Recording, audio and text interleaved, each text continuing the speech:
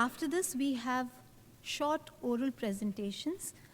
The first oral presentation is by Mrs. Prem Pyari and Dr. Anup Srivastava.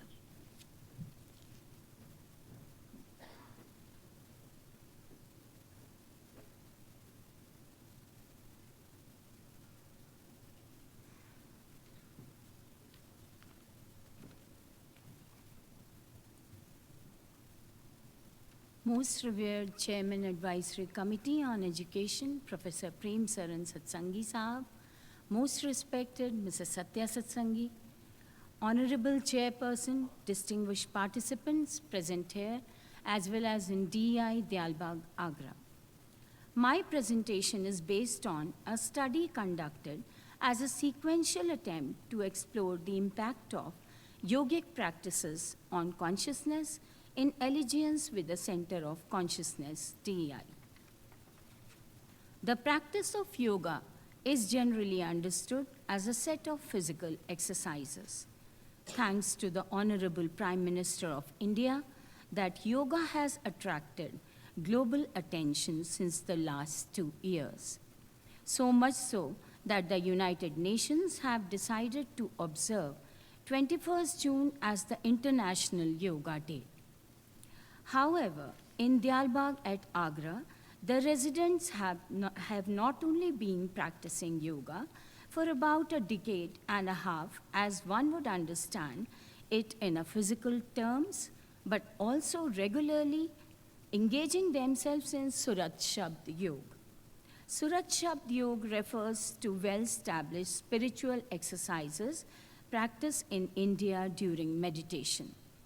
The question for us is as to what is impact of these yogic exercises on spiritual consciousness and how to measure it. We all know that it is still a far cry to have perfect consensus on the single definition of spiritual consciousness.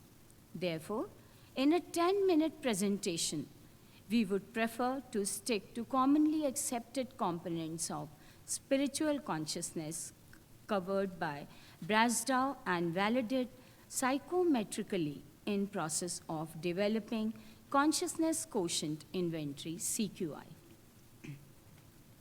A component of spiritual consciousness is included along with the component of physical, emotional, mental, and social consciousness, and the consciousness of self in composite measure of consciousness given by psychometrically reliable and validated consciousness quotient inventory.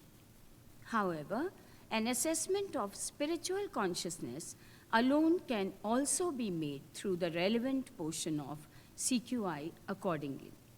This paper attempts to study and highlight the impact of yogic practices on spiritual consciousness. Our sample comprised of one experimental group and one control group of subjects in age range of 20 to 55 years. The experimental group consisted of 13 males and 15 females, who were randomly selected from among the applicants for a course of meditation and yoga for which applications were invited from the followers of Radhaswami faith. A control group consisting of 13 male and 11 female subjects was also selected. The measurements were done in modified pre-test, post-test research design. The experimental group were given training sessions for 1 hour each thrice a week for 3 months. In each training session, 15 minutes were devoted to yogasans for the purpose of relaxation, which is necessary prerequisite for meditation. Another 15 minutes were devoted to lecture for reinforcing these subjects because reinforcement accelerates learning, and 30 minutes were given for meditation according to the practice of Radhaswami faith. Meditation and lectures were conducted by an expert of meditation, and yogasans were conducted by an expert of yoga. The 10 yogasans were included in the intervention program. They are Sukhasan, Padmasan, Siddhasan, Bhujangasan, Vajrasan, Paschimottanasana, Padasthasana, Sarvangasana, Ardhamatyasendra Asana, and Shavasana. 10 asanas were included in the intervention program for relaxation, and lecture topics included body, mind, spirit, and consciousness, cosmology, spiritual awakening, nerve centers, chakras, kamlas, and padmas, attunement of surat with spiritual sounds, concentration, contemplation, and meditation, main objects of meditation and the ways to establish contact with the source of spirituality, prevalent yoga practices and Surat Shabd Yoga, name and the form. Meditation practice comprised of Surat Shabd Abhyas as per the Radhaswami faith of Diyalbagh, Agra. Brasdow's Consciousness Quotient Inventory is a 62-item inventory to be fairly reliable in assessing the individual's consciousness level, covering different dimensions of consciousness represented as an overall measure called consciousness quotient. It includes 6 dimensions of consciousness, namely physical, social, spiritual, cognitive, emotional, and self-consciousness. 14 relevant questions of this inventory were ruled out of the inventory and administered to the experimental and control subjects. Mean and standard deviations were calculated for the entire experimental group as a whole and as well as for male and female participants separately to study the effect of intervention program. There were no significant changes in the pre-test and post-test scores of the control subjects. 3 standard deviation rule was applied to test the significance of the results. Results of the experimental and control groups are shown in the following slides and will be presented by my colleague, Dr. Anup Shrivastava. Thank you. Thank you, ma'am. These are the sample scores that we tabulated. From this slide, one can easily make out visually that the mean score of those who attended yoga and meditation were much higher significantly than those who did not. The standard deviation was also within acceptable limit, which we'll see a little later. This visual picture diagram also shows that those who attended yoga showed significantly high score on the test that was administered. The previous one was for females, this one is for males. Looking at the scores for males and females separately, we find that there was no significant difference. Both males and female participants of the group, subjects who underwent the yoga and meditation practice showed a significant improvement in their spirituality index, spiritual consciousness index. And those who were in the control group did not show any significant difference, and there was not much gender difference also. This is the tabular presentation of the results.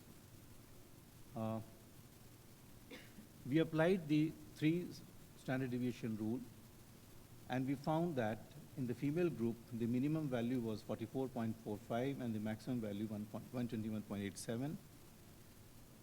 And as far as the rule is concerned, the individual values obtained in the experiment should lie between the minimum and maximum values, and which was found to be so. Hence, the results are significant. We also applied the 95% confidence level check, and we found, these are the tabulations, the calculations. We found that the significant values were 13.32 for females and 15.64 for males. The values of the standard deviations were 12.90 and 14.08 respectively for females and males, which were well within the limits. So the conclusion is that the yogic practices lead to improvement in spiritual consciousness, and there is no significant difference between male and female groups observed in this study. The results in this study are consistent with the previous set of studies which were conducted by us at the Center of Consciousness Studies, DI Agra. We are highly indebted to Revered Professor P.S. Satsangi for encouraging us to be associated with the study of consciousness and continuing to move on our path of learning. We are also thankful to the TSC because they have made us drive faster and better to present what we are doing at DEI, and we hope that we'll continue to do this further also. Thank you very much.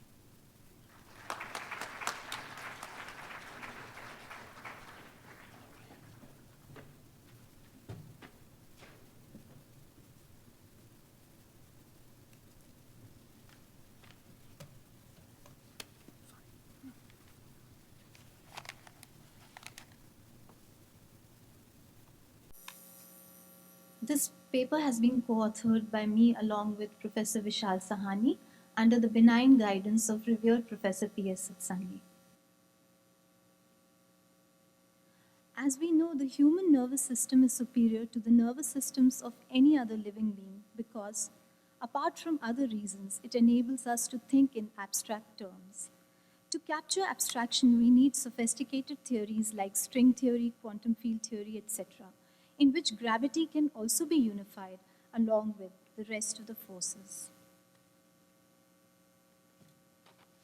At DEI, we are conducting experiments to apply the graph-theoretic quantum system model of the human brain developed by us, which is based on mathematics to explain the abstract functions of the brain. Perception of beauty in other fields has also been presented by us earlier for literary and scientific fields. The aim of the research is to study abstraction, which is a measure of consciousness. This work was presented at TSC 2015 at Helsinki. We have used the SQUID device to analyze different individuals while they were listening to instrumental melodies with resonant frequencies similar to those associated with higher spiritual planes. We need to have a helmet close to the head, not leaning on the head, to make these measurements, whereas EEG-based probes have to be embedded in the brain to pick up signals from the neurons directly. So that is intrusive, while MEG technique is non-intrusive. We have preferred this because it is our hypothesis that meditationists should not be disturbed during meditation. If we put probes inside the brain, it disturbs the person. If we make measurements, the superposition process fails even in quantum mechanics. So the higher level superposition which one may get in meditation may be lost. So if we wire the head of an individual, then he loses that property of maintaining coherence or superposition intact. In Eastern philosophy, Spanda Shastra emphasizes the role of frequency. This was the motivation behind doing this experiment. According to Spanda Shastra, the whole universe in all its states and aspects is nothing but a system of vibratory movement. In fact, the word spand itself means vibration. As such, this is the science of the universe looked upon as a system of vibration of the system. In the physical plane, we have used music centered at a particular frequency as the stimulus, which is also justified by sampling theory of signals and systems for identifying or perceiving beauty as a cognitive response. In the cognitive domain of mind, we respond with knowledge or consciousness of beauty, while in the highest spiritual domain, we can identify it as a beauty, truth, or ultimate reality, Satyam Shivam Sundaram. It is an approach which deals with systems based on concrete reality through semi-abstract cognitive systems to highly abstract quantum field theory-based systems. Ancient religious literature of the East, particularly that on the Radhaswami philosophy, is replete with descriptions of the presiding deities of different levels of spirituality. Apart from perceiving manifestation of the presiding deities of different spiritual planes of spirituality in terms of specific shabd, the accomplished meditators experience the hearing of melodious musical instruments or their approximations or characteristic tones specific to these planes. The quest towards the science of consciousness research at the Center of Consciousness Studies DEI Agra, India, has revealed that characteristic peak wave frequencies associated with different levels of spiritual planes are detected by MEG device from the brains of subject meditators, depending on their spiritual attainments or the regions of spiritual planes where their spirit current is focused at the time of MEG measurements. In the present study, the sophisticated squid device has been used to unobtrusively record the brainwave patterns when the subjects meditate. The results are compared with the brainwave records obtained from an experimental condition when melodies or musical tones with peak frequencies identified for different spiritual planes are played through a headphone in the ears of the meditators. This study is an attempt to study the effect of induced experience in the form of spiritual musical frequencies on the inner spiritual phenomenology of consciousness through well-established scientific epistemology, including three important stages of observation, report, and analysis. A group of experienced meditationists was seated inside magnetically shielded room equipped with squid devices, and 4 melodies were played to them over a headphone. The melodies were selected so that their frequencies rhymed with the frequencies of the instruments of the regions with which they were associated. So we played the melodies of peak frequency 43 hertz, 76 hertz, 108 hertz, and 126 hertz. I'll just give a small demonstration of the musical sample that was played by us. So I'll just give you the demo of the peak frequency of 108 hertz over here.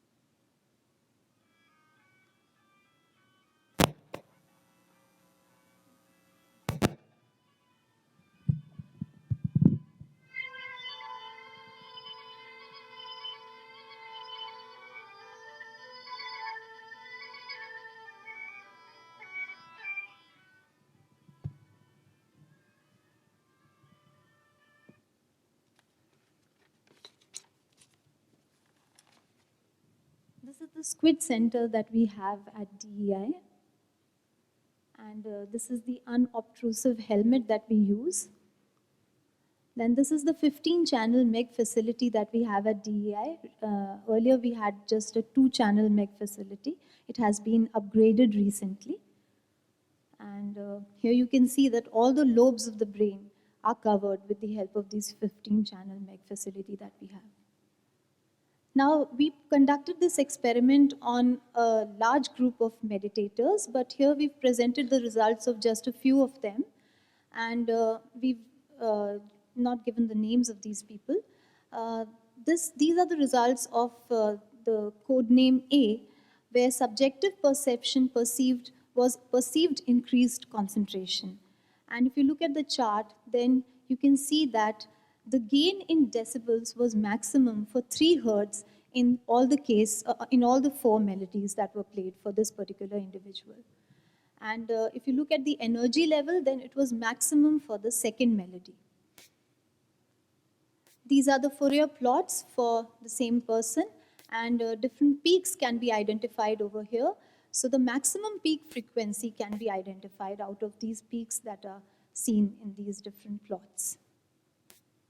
Similarly, we can analyze the results of other individuals also, like we had code name B and C, D, and E. These are a few photographs of the experiment that we conducted. And finally, the conclusions. The gain plots of individuals for all the 4 melodies have been plotted and analyzed. The hearing of melodious music in resonance with the frequency of the different regions seems to have a conducive effect. The dominant resonant frequency of an individual would also have to be factored in for complete analysis. Thank you very much. The next speaker is Mukti Sahani.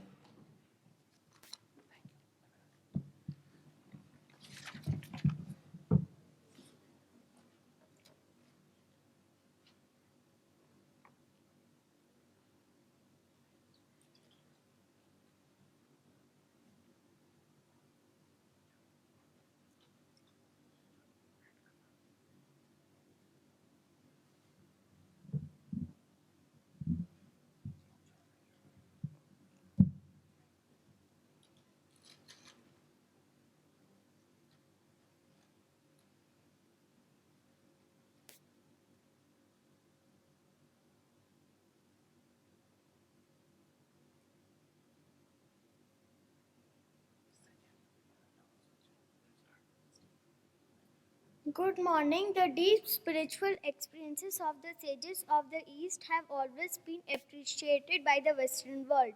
However, they have existed at the most 1 or 2 individuals with spiritual experiences of the highest order in the world at a time. Galbach has been a liberal advocate of adopting modern scientific techniques to study teachings of sages of the East over century. We adopt all the rigor of science to study spiritual phenomena. Our present leader, Param Guru Huzur Professor Sachanki Sahib, is a spectrum of the glimpses of the colors of our previous 7 revered leaders. Param Purush Purn Dhani Swamiji Maharaj Radhaswami Sahab incarnated in this world in 1818 and founded Radhaswami faith. He was the incarnation of the Supreme Being and had descended from the highest spiritual region and had assumed human form at will. He remained engaged in spiritual practices throughout day and night and sometimes for 2 to 3 days at a stretch. He was physically delicate and his diet amounted only 2 ounces of cereals, but his energy was marvelous and he would work for hours together with full vigor. Whosoever came in contact with him was at once impressed by his extraordinary spirituality and saintliness.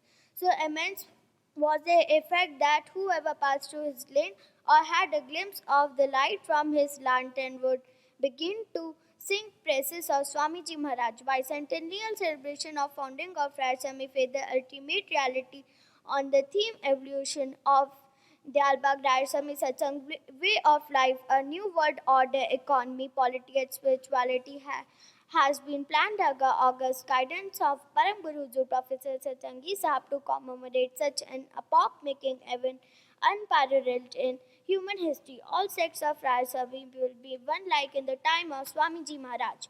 Param Guru Huzur Maharaj was an ideal disciple and sevak, one who served the master with dinta, that is humility. He rose to postmaster general and revolutionized communications in India through introduction of money order schemes, saving bank accounts, VP parcels, and postcards. He used to write orders on letters without opening the envelopes. Huzur Maharaj rested 3 to 4 hours only in a day. He spent time in discussions with seekers, correspondence, and dictation of discourses and articles for the holy books. On arrival of visitors from outside, he often worked round the clock and the clock and knew no rest. The great German scholar of Oriental Studies at Cambridge, Mr. Max Muller, wrote highly about Huzur Maharaj and his spiritual attainments in 1898 in his book Ramakrishna, His Life and Teachings. He wrote in detail about his devotion and service rendered to Swamiji Maharaj. Param Guru Huzur Professor Satsangi Sahib has revolutionized the Satsang world nationally and internationally through modern ICT techniques, and we have e-Satsang, e-education, e-herald, e-prem pracharak, and e-initiation is also not far. Param Guru Maharaj Sahib was strong and courageous and possessed indomitable will. He was also exceptionally intelligent. He used to deliver discourses for hours together untiringly. Many satsangis and ever non-satsangis had many remarkable internal experiences. He showered his grace on all seekers of truth in marvelous ways. The most outstanding of his works, indeed, in the annals of religious literature, is the Discourses on Radhaswami Faith in English.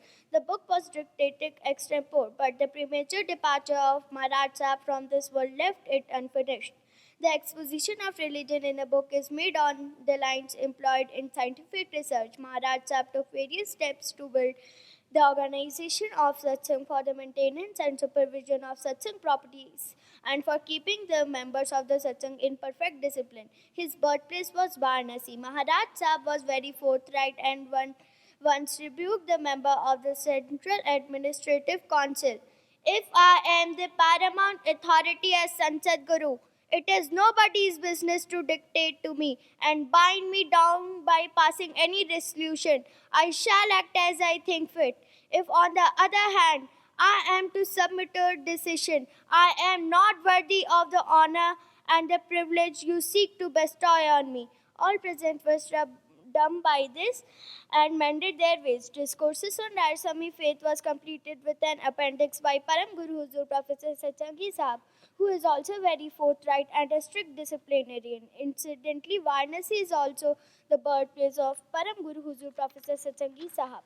Param Guru Huzur Sarkar Sahab, an advocate by profession, was a genius with prodigious memory. He seldom revised his lessons and could reproduce them after the first reading. He was also fond of music and possessed refined tastes. He was keenly interested in debates and literary contests. In the discourse on Param Guru, Sarkar Sahib has clearly expounded the functions of Nijtha. His four letters contain the great promise of abiding days made by merciful Radhaswami to all his devotees. His other discourses delivered in satsang full of philosophy are a guiding star to satsangis. His shabdas, 7 of them are delicately written and are extremely beautiful, and a devotee feels thrilled and transported with feelings of love and joy when they are recited. Sarkar Sahab's physique was comparatively smaller and he wore a white felt cap. His beard had a charming golden color.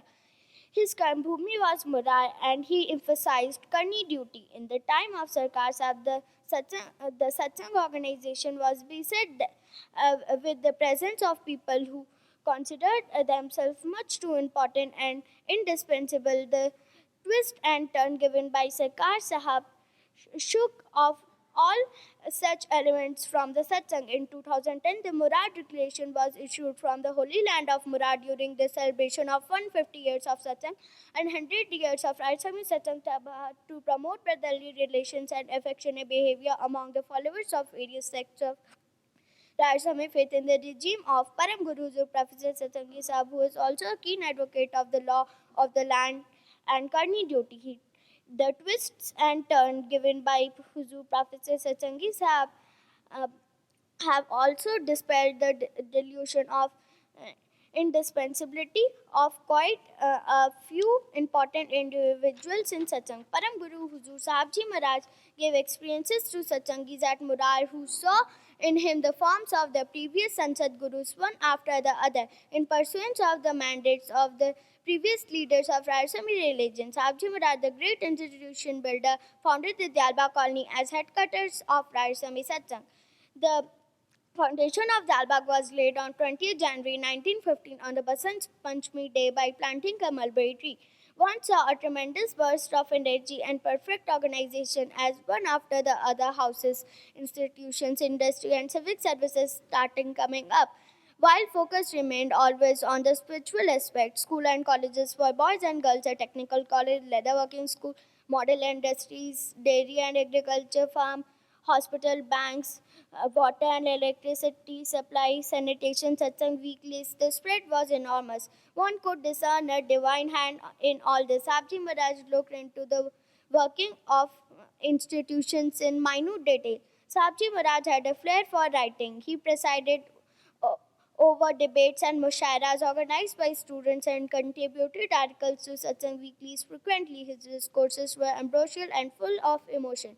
He delivered convocation address of Agra University and addressed the Scout Mela in 1935. People from all walks of life, Hindus, Muslims, Christians, used to come to Dalbagh to see this unique experiment designed for spiritual progress and worldly well-being. Mahatma Gandhi and Pandit Madan Mohan Valmiki and the state governors and Viceroy Lord Willingdon visited Diyarbakir. Sahibji Maharaj met Rabindranath Tagore. The king honored him with a knighthood in 1935. Huzur Sahibji Maharaj sat on the throne as no king had ever sat before. Param Guru Huzur Professor Satsangi Sahib is also a great institution builder, and we are in a path-breaking phase similar to second regime of Huzur Professor Huzur Sahibji Maharaj. His royal demeanor outshined even the king of kings. Param Guru Huzur Mehtaji Maharaj was extraordinarily intelligent from childhood. He joined the Thomason College of Engineering at Turkey and won the gold medal in 1909. He joined the Punjab PWD and rose the position of chief engineer and secretary to the government. Huzur Mehtaji Maharaj was a unique combination of an engineer, economist, educationist, agriculturist, philanthropist, social reformer, and a spiritual leader. His numerous blessings to the Dalbagh community include the 1 crore industrial venture starting the agriculture activities under the Grow More Food program, free supply of milk to students from his own personal funds, marriage reforms, and establishing educational institutions, including an engineering college, degree college, both for boys and girls, and a women's training college. Huzu Mataji Maharaj assumed the role of a faqih in the fields and rolled in dust as no faqih has ever rolled before. He denied himself rest and comfort and continued to lead a life of unique simplicity. These are the standards he has set before the community at large. The centenary of Radhaswami Satsang was celebrated during his regime in 1961. The health of Mehtaji Maharaj continued to decline, and after 1969, weakness increased.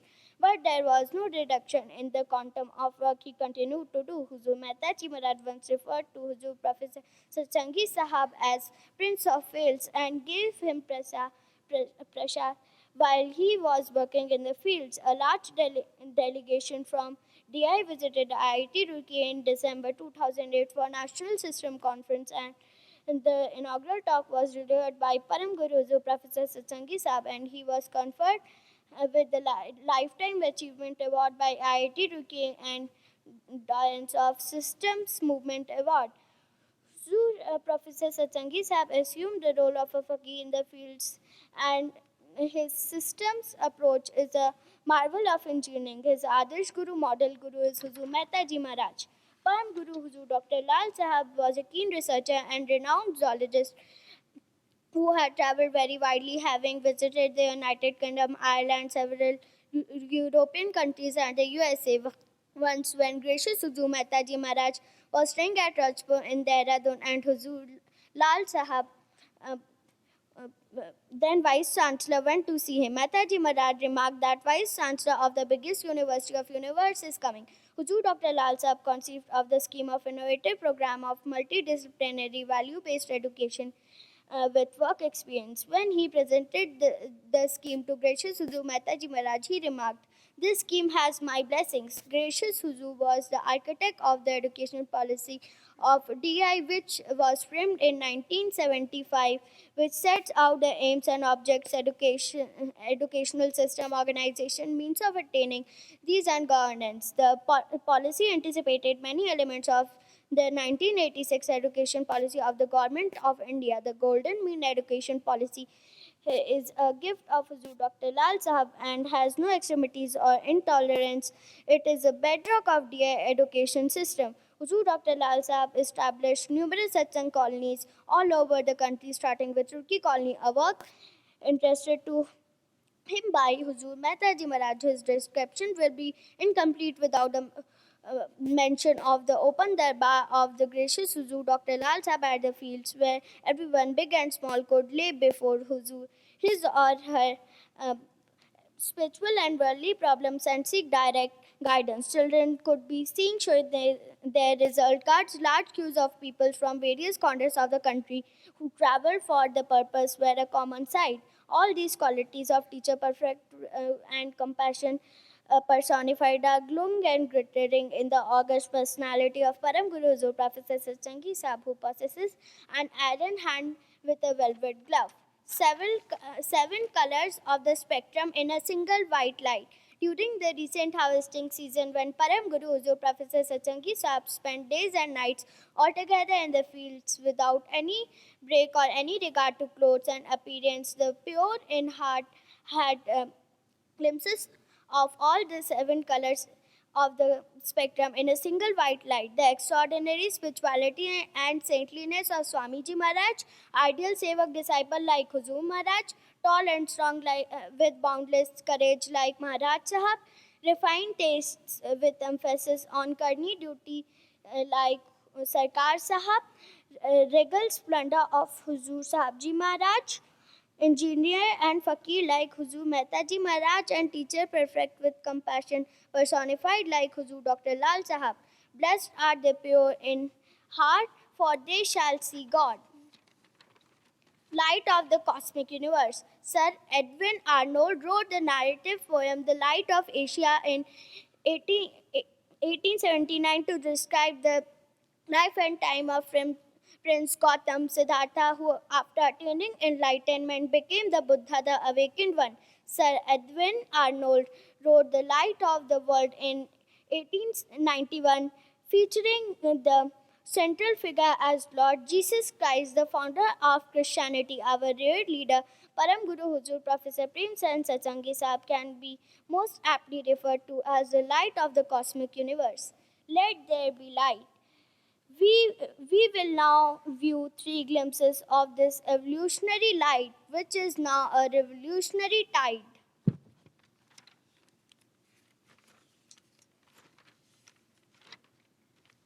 Majestic presence of Huzur Professor Satsangi Sahib supercharges every kant particle here today. While participating even as mere foot soldiers in any mammoth task, it is natural of ordinary mortals to feel jittery. But gifted communities have a strong feeling of reassurance from the Supreme Lord. Sarkar Sahib had ordered Sabji Maharaj to proceed in advance to Agra for establishing the headquarters of our community at Diyarbagh and assured that he shall follow. During the foundation laying ceremony of Diyarbagh, Sarkar Sahab appeared instantly and explained the plan of foundation to Sahibji Maharaj and made good his assurance. Similarly, Huzur Professor Satsangi Sahab time and again reassured ordinary mortals of TSC delegation on mission science of consciousness that he is solidly with them from the time of fulfilling national obligations for travel like issuance of passport to international ones like issuance of visa and biometrics for several western countries, and reassured that he is not following but leading us from the front with him own example, including on the day of departure from India to the day of arrival in the United States to the day of the conference. People often refer to an invisible hand guiding them. We see a visible hand leading and guiding us. There is no need for ordinary mortals like us heading from Dalbagh here on such a mammoth mission science of consciousness for salvation of the entire cosmic universe to feel jittery. Every kant particle in this hall is supercharged and blessed with the majestic presence of Huzur Professor Satsangi Sahab today on a mission he himself launched and guides. Duty, beauty, humility, courage, temperance, wisdom, loyalty, justice. Radhaswami may lean, steep, wrapped, and engrossed in Radhaswami. Thank you.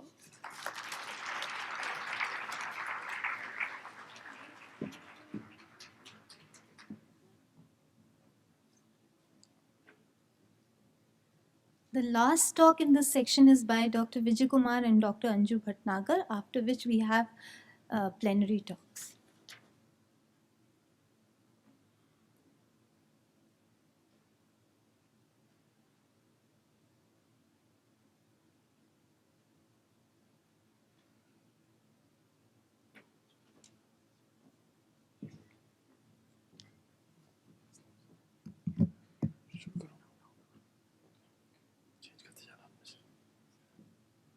This is a short presentation on the nature of thoughts. Most revered Professor B.S. Sassangi, most respected Mrs. Satya Sassangi, Honorable Chairperson, and ladies and gentlemen, the Oxford Dictionary defines thought as the process or power of thinking. The true nature of a thought and how it is generated, however, remains unknown. Isaac Newton had successfully and so conclusively demonstrated that the physical world could be constructed on rational schemes. Next. John Locke and David Hume seemed on way to explaining the world of thought and emotions on the same scheme. Next. The neuroscience considers thought as an electrochemical phenomenon in the brain, the most wonderful organ in the human frame. About 150 million years ago, next, the neurocortex was diffusely organized, as shown in a later picture. As reptomammals and then mammals evolved, new layers of neocortex began to evolve and give powers of intelligence, foresight, planning, and communication to the latter. The neocortex also became capable of generating thoughts. Next. The evolving neocortex, the next. Evolving brain, the next. How does the brain think about thoughts? There are about 1 million billion synapses in brain and possibly hyper-astronomical neural circuits. On an average, each synapse transmits about 1 signal per second. Some specialized ones send up to 1,000 signals per second. Somehow, that's producing thoughts, says Charles Jennings. In this view, thoughts are really just electrochemical reactions, but the number and the complexity of these reactions makes them hard to fully understand. However well conceived these ideas be about thoughts, they still fail to recognize the explanatory gap between current understanding of brain structure and what it does, how we think, feel, and emote. Next. In a Francis Crick Prize lecture of the Royal Society London, Professor Rees of the University College London has observed that if thoughts and feelings arise from the pattern of neural activity in brain, then it should be possible to directly decode such conscious experience and patterns of neural activity alone. Next. If thoughts are generated through electrochemical phenomenon in the brain, can a robot think? To settle the question, Kecker says that the final resolution would be to build one. Although a robot can manipulate facts faster and better than a human, it does not understand what it is manipulating. In the context of the physicochemical processes in the brain, which may correlate with experience of thought, we believe that astrocytes also have a role to play.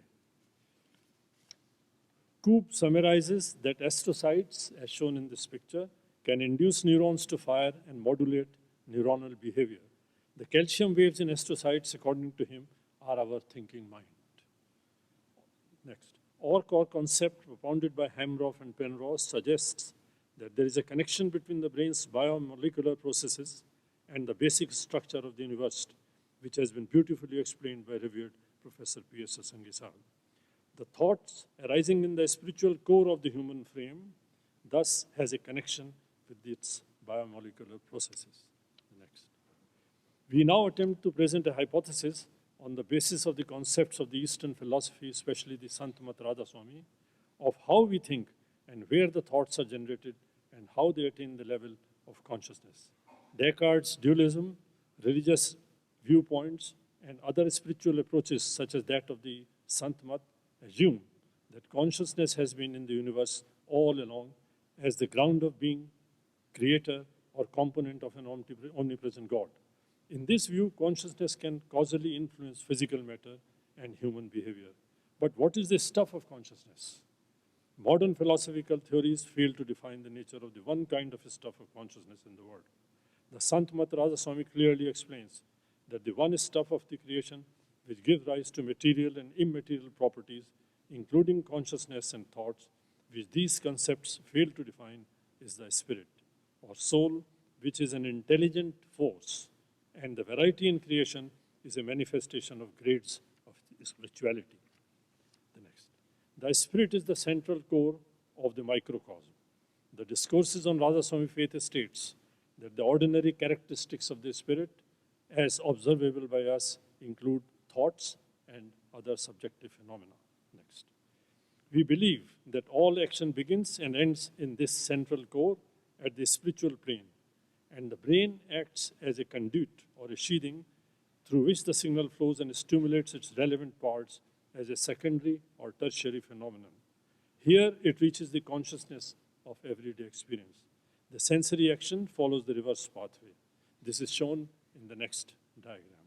The blue is the core of the mind, and the yellow is the central core of a spirit surrounded by the physical body, of which brain is a part, and the tube is the conduit through which the signal flows to the brain and rises to consciousness. The next. This is supported by the mystics concept of the phenomenon of religious experience, as explained by most revered Professor P.S. Sasangi. The mind, which in the human frame represents the spiritual material, second grand division of the macrocosm, acts as a middle layer of the sheathing for the passage of the primary level spiritual signal, or its reverse flow. Mind can also generate thoughts. The next. According to Rig Veda, the ancient Hindu text, the divine will to grow or expand is the force behind all creation. Desire is thus the earliest seed and thought the product. First, desire sprouts forth and then thought is generated. Desire is a trigger for thought. Next. These signals end up in different parts of the brain and surface into consciousness of everyday experience via the attention mechanism, which is a phenomenon of concentration of the spiritual current. Next. Other thoughts which do not surface into everyday consciousness remain submerged in subconscious. The so-called unconscious thoughts are thus nothing but thoughts at a level of consciousness different from that of everyday experience. Here, the spiritual current is withdrawn from the physical plane with engagement of the various functions of the spirit entity as mentioned earlier. To recapitulate, thoughts are the perturbations in the spiritual or spiritual material factors in the economy of human existence, with desire as one of the triggers, and the brain acts as a conduit or sheathing through which the signal flows and is converted into consciousness of everyday experience. Thank you.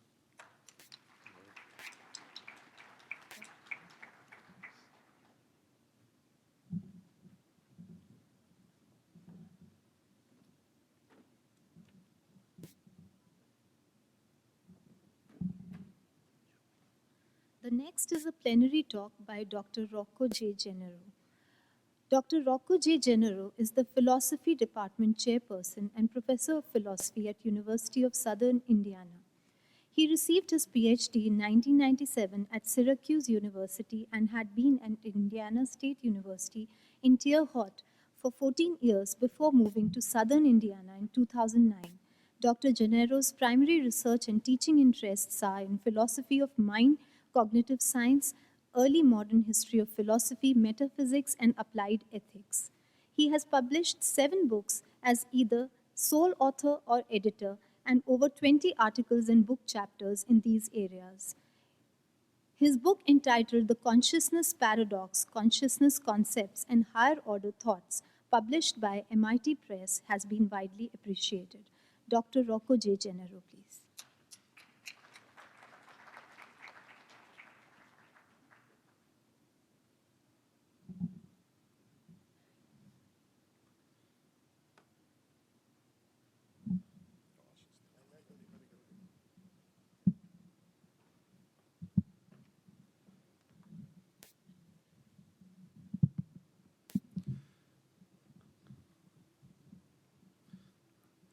So thank you again, Vishal, for the invitation. It's good to see so many of you again. What I did last year, some of you may remember, was compare a bit a higher order thought theory of consciousness and one particular Indian view. on the matter. What I want to do today is sort of expand on that, especially in the second half of the talk, on the problem of an infinite regress. I think last year I might have just mentioned it, maybe with just one slide.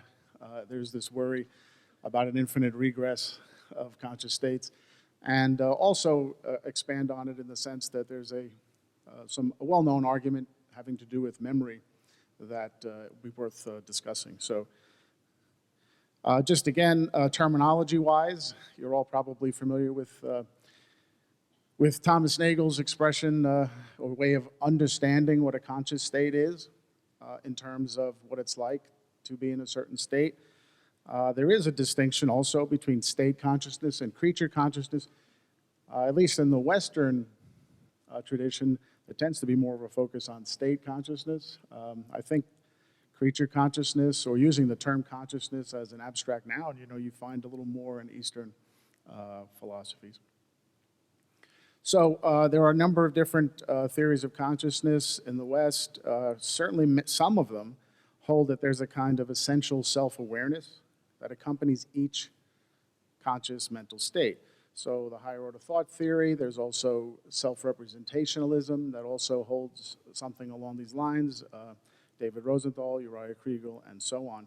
There are other views from major Western figures, Brentano, Sartre, and others, and you also find the same in some Eastern thinkers. The idea is that each conscious state has at least some element of reflexiveness or self-directedness, is the way it's usually framed, but there is sometimes a big difference in how that's characterized in different views. As far as higher order thought theory goes, it's just one of a larger category of higher order representationalist views. So higher order representationalism holds that what makes a mental state M conscious is that it is the object of some kind of higher order representation directed at that mental state. So a mental state M becomes conscious when there is a higher order representation of M. You can think of a higher order representation as a kind of meta-psychological state. That's the term that's often used in psychology too, or metacognitive state. So for example, my desire to do a good PowerPoint presentation becomes conscious when I am non-inferentially aware of the desire. Intuitively, it seems that when I'm in a conscious state, as opposed to an unconscious state, these are the mental states that I'm aware of, in. So if you ask somebody, what mental state, what are your conscious states now? It's the states that you're aware you're in, is sometimes the way it's framed.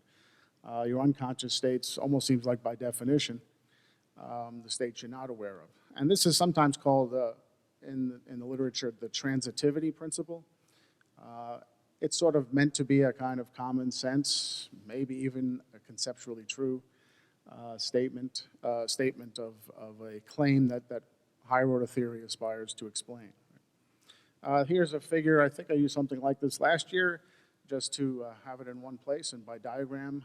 So when you have a first order outer directed conscious state, there is a higher order thought directed at it. Now the higher order thought in those cases are unconscious. For one thing, if they were conscious, that's where you do run the risk of an infinite regress, right? Because then you'd have to explain or try to understand, well, then what makes that conscious, right? So that's part of the reason that higher order thought is unconscious. But the other part is that your attention is directed outward, right?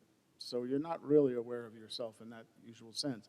However, when you introspect, then you do turn your attention inward, right? And so that higher order thought becomes conscious, and the object of the higher order thought in those cases of introspection on the right side, the object is a mental state. It's no longer something outside of yourself. So this kind of summarizes the figure that I had there. Again, circularity and infinite regress worries are part of the issue, which is what I want to also expand upon later. Now, Uriah Kriegel holds a view that is related to higher order thought theory, but it's not quite the same. Some of you might be familiar with his work. He holds that mental states are in some important sense reflexive or self-directed, which in some ways also goes back in a lot of different traditions. So his view is that when you have a first-order conscious state, you are focally aware of something outside of you, let's say a desire for a glass of water, but one is also peripherally aware of that very state. So he views, you might say, that higher order thought, it's not really higher order, it's just self-directed, as also conscious, but conscious in a different way, peripherally conscious, not focally conscious. In terms of some of the main Eastern, especially Indian reflexivists, they're called, perhaps the view of most is closer to Kriegel's than the higher order thought or Rosenthal view. Part of that is because it does tend to view this meta-psychological, or you might view it as the self-reflexive aspect as also conscious. And as we'll see, that's what leads to some difficulties, right? So one objection to self-representationalism, say Uriah Kriegel's, is that the clearest cases of inattentive, he calls it inattentive, or peripheral consciousness, are outer directed. So for example, some of my awareness in my peripheral visual field, it's not like it's completely black out there, right? But I'm not focused on anything out there. Some of that awareness might be viewed as conscious, but in a sort of peripheral way. Right? But the problem is that when Uriah Kriegel uses that example to argue, partly to argue for his view, is that obviously in those cases, those analogous cases don't really support an example of something that you're directed out, focally out, but sort of inattentively focused in. So they obviously do not show that such peripheral consciousness is self-directed, because in the case of peripheral vision, it's both outer directed. Both the focal and the peripheral are outer directed. And then just in terms of an observation, I'm not sure how to settle these kinds of things. You know, people talk about, I have this intuition, you have that intuition, or this, but this happens all the time. But at least often, I don't really think that I'm not sure that I have what might be viewed as this inner directed peripheral consciousness alongside my outer directed attentive experience. Except when I am introspecting, seems to me the conscious experience is so completely outer directed that I would deny that we have such peripheral self-directed consciousness when we have first order conscious states, at least not all the time, right? Maybe there's a sense in which you say sometimes, but not all the time. Now, what about in the Eastern tradition, especially Indian philosophy? You do have something very similar. It's kind of close to Uriah, what seemed like maybe closer to Uriah Kriegel's view. You have, sometimes the view is that consciousness is taken to be inherently reflexive. Cognition is thought to have a dual aspect. There's some references in here. I won't try to pronounce the terms, the foreign terms, but there seems to be a pretty widespread view amongst some Indian philosophers that conscious mental states have both a kind of outer directed aspect and an inner directed aspect. But if the inner directed aspect is itself conscious in some sense, that's where the worry, or one of the worries, comes from about infinite regress. So one of the quotes from Christian Kosaru, who has an excellent book, by the way, on Indian philosophy and consciousness, accept the reality of reflexive consciousness in the sense of self-luminosity. Sometimes it's framed that way, that, again, it's sort of a metaphor or an analogy or whatever, that a lamp not only lights up what's outside it, but itself, so to speak. But it's hard to know what to do with the analogies and metaphors of that type. Right? Each cognition, here's another quote that's related to this view. Each cognition arises having a double aspect. It appears as an apprehending subject and as an apprehended object. In terms of its appearance to itself, cognition manifests as self-awareness. Conscious states are thus both intentional and reflexive.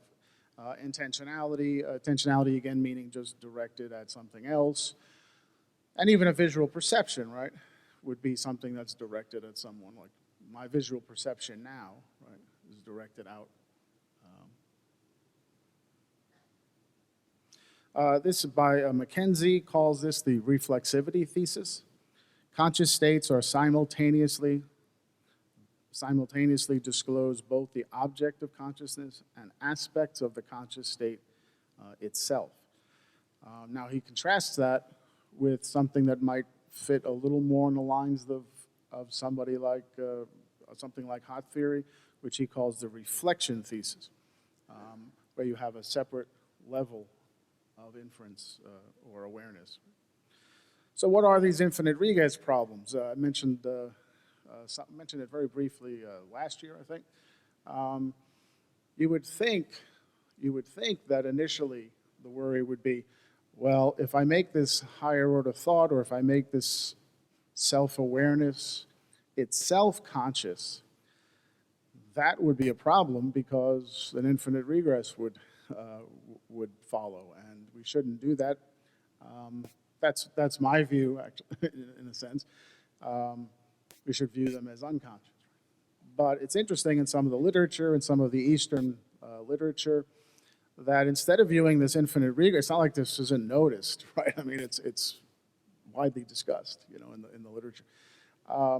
Instead of viewing it as a problem for the reflexive view, some, for example, use it as an argument for the view. And why would they do that? Or why would some do that? Well, the idea seems to be that a regress can really only be avoided if one keeps the essential self-awareness within the first order state.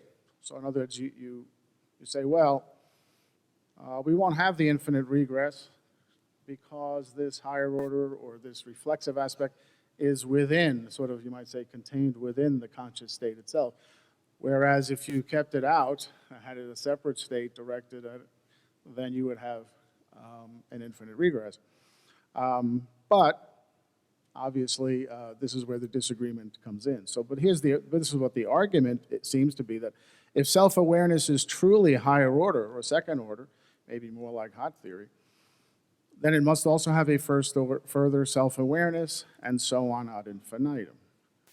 Of course, the crucial thing to notice is that this alleged infinite regress, say if it's aimed at something like higher order thought theory, would only occur, right, if the higher order thoughts themselves were conscious. But as we've already seen, you know, if you think back to the diagram or the figure, that higher order thought is unconscious, right?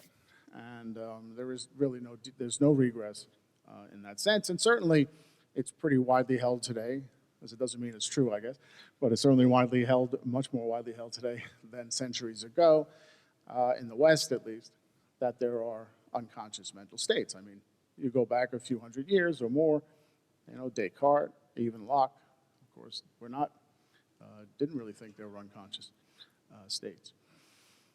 So if we ask, here's a kind of dilemma, you might say, if we ask what makes a mental state conscious, the response can't be, or shouldn't be at least, that self-awareness is directed at M because M is supposed to be identical with M star being the higher order state. How can M star make M conscious or explain M being conscious if they're identical, or maybe the better way to put it is if they're both parts of one state? You would think then you'd end up with this continuing infinite regress worry, especially if you're trying to explain what makes a mental state conscious. I mean, that is certainly, at least first and foremost, you know, what the higher order theorist kind of thinks that we're trying to do, trying to explain what makes them conscious. How does a conscious state structurally differ from an unconscious state? If you're trying to explain that, it would seem that if you say it's something about the state itself, then you're really perhaps not not explaining it. You're just saying this is the structure of it, and it has this conscious, self-reflective aspect. Evan Thompson, some of you may have read some of his work. He's also written quite a bit on Eastern philosophy and consciousness. Puts forth an argument, and this is one of the places I also wanted to expand on. He puts forth an argument having to do with memory that is presented by some in some more the Indian tradition for why the self-reflective aspect has to be part of the experience, and it's kind of an interesting argument. He has a preference for what he calls implicit eye cognition. You might think of this as when you normally have a conscious state, again, if it's directed outward, you're not at least explicitly aware of yourself, so-called I. Right? Sometimes we are, sometimes we're not, at least normally we're not. So what's the argument? It's an interesting argument. If you look at the conclusion, of course, in 4, you see what the point is. The idea would be that you're trying to show, via an argument to do with memory, that the original experience that you had has this self-reflexive or self-aware element. How does he argue that? Well, first premise is memory requires previous experience. Seems pretty reasonable. It's kind of hard, I suppose. When one episodically, it's usually called episodic memory in this case, right, remembers, one recalls both the object perceived and the past seeing of the object. So apply this to any of your, say your memories even from last year's event of this kind. You don't just, according to this view, you're not just remembering the objects of the experience, let's say the people that were there or the objects in the room, but you're also remembering that the fact that you are seeing those objects. So there is this implicit I involved in that kind of experience. So the argument goes, therefore, no additional higher order or reflective cognition is required to recall the subjective seeing side of the experience. And so therefore, where is this additional element? It must have been in the original experience. It must have been back in the experience itself. Now, episodic memory, it's a situation, or if you want to think of it as almost a phenomenological definition, but also just how it's defined. A situation or event is implicitly experienced as past, not as present. Part of the phenomenal content is the experiential element of pastness. So many philosophers and other psychologists have mentioned this sort of thing, this idea that when you have an episodic memory, it is almost like it's sort of stamped, past, right? For one thing, you don't typically confuse it for a current experience. You don't typically confuse it as an imagination, right? Or a future or clairvoyant or something. Usually you have a really good sense that this is something from the past. Once again, however, and here's the way the argument tends to go, if we construe the original reflective self-awareness as introspection or conscious self-awareness, then an infinite regress would still arise. So therefore, this is another reason why I think it's much better to construe the higher order or the reflexive self-awareness itself as not conscious or as unconscious, which would be closer to the higher order thought view. One thing that I'm not sure is noticed in some of this discussion of the memory argument and infinite regress is that still, during the later episodic memory itself, and now we're not talking about the original experience, when you're having an episodic memory itself, say a year later, that experience seems to be a case of a conscious state directed at a mental state, even though it's a past one, right? So there is an element in which you are reflecting on something in your past, right? You are reflecting. So it's not just, the issue is not just what was the original experience like, it's, well, what is the episodic memory itself like? It seems to involve a conscious thought about a past experience. And that would be higher order or something like introspective, you might say. Right? Now, One issue that comes up, which is very interesting, and as well in terms of Eastern philosophy, especially Buddhism and Indian philosophy, is, there's a lot of talk about self-awareness, even this morning during some of the talks, self and self, what does that mean? What is the self-awareness? One question that might arise, it's an interesting question that might arise, is does reflexive self-awareness imply the existence of a self? Now, of course, there's lot's been written about personal identity and the self in philosophical tradition, but I think it's pretty clear that for most scholars in Indian philosophy that the answer at least should be no. I think it's pretty well established that there is this so-called no-self view in the Eastern traditions, right? That seems pretty widely held. Right? Otherwise, this would be a problem, perhaps, for understanding reflexive self-awareness in the memory argument. In other words, if you did view the self as continuing through those experiences, there might be a sense in which we might think that reflexive self-awareness is conscious, is actually a conscious subject of some kind. But another option is to understand this so-called implicit I cognition or self-awareness as pre-reflective or non-positional. I mean, those are the terms that, say, Sartre uses, for example.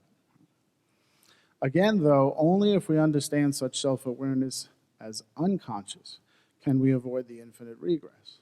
So if you include something to do with consciousness in that reflexive self-awareness, it seems to me it's precisely there where the infinite regress can cause a problem. The original remembered experience necessarily involves implicit reflexive self-awareness, but it is not the case that it's introspection or reflection. That is, once conscious attention was entirely outer-directed, the I is not present in conscious experience in such cases. So what does that mean? Again, it means in the original experience, as in the case of experiences very often, if not most of the time, your attention, what your conscious mind is directed at outer objects or outer things.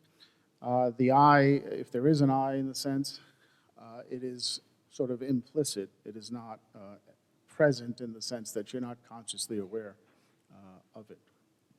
And this distinction has a long history. Even in Western philosophy, there is this distinction. The distinction that has been around, probably longer, but Kant, for example, to go back to the furthest at this point in Western tradition, distinguished between what he called the transcendental I and the empirical I.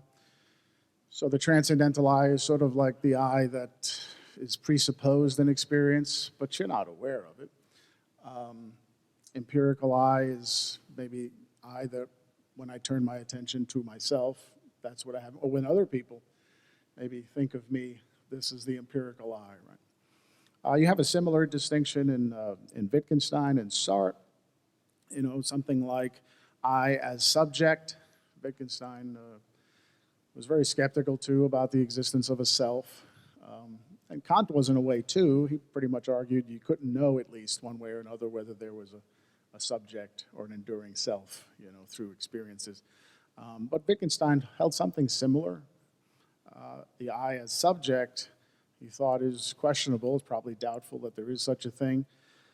But as an object, you can turn your attention to yourself at any given time. And we might tend to think of that as I. An I. Sartre, something similar.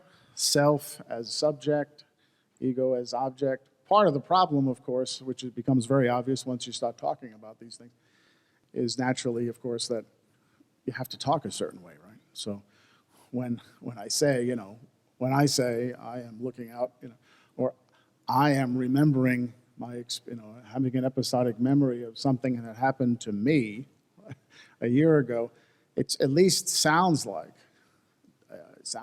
I am picking out an object that is being referred to by the word I. Doesn't have to be the case.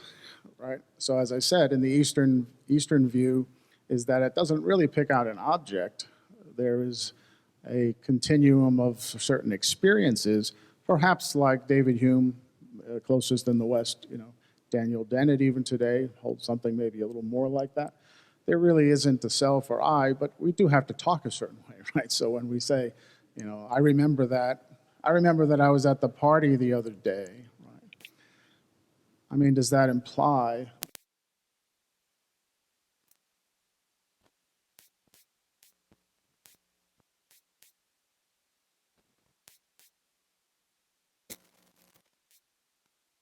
it might seem that way, is because of memory, of the memory, because something you would think should tie together my experience from back then to now.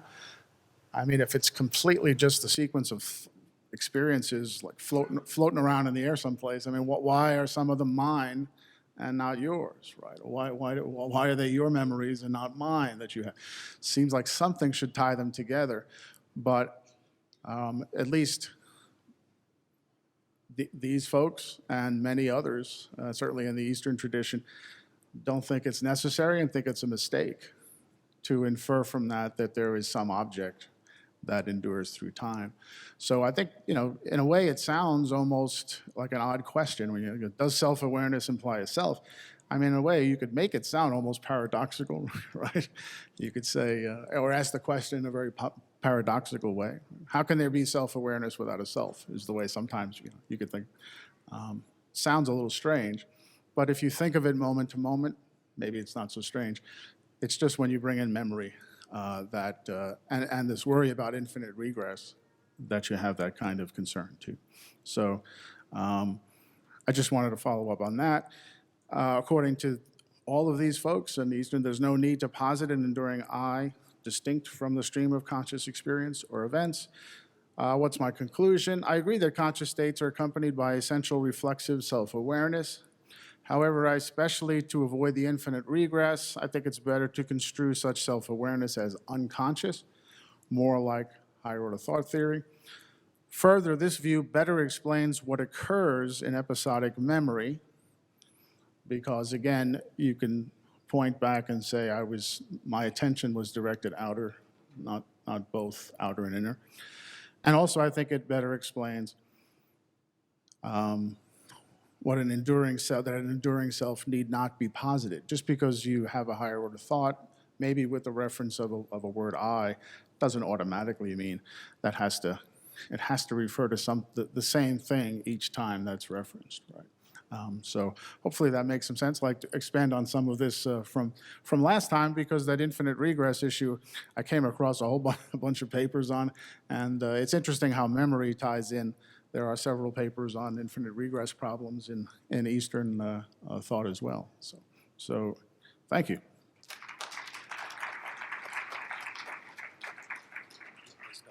Thank you. Thanks.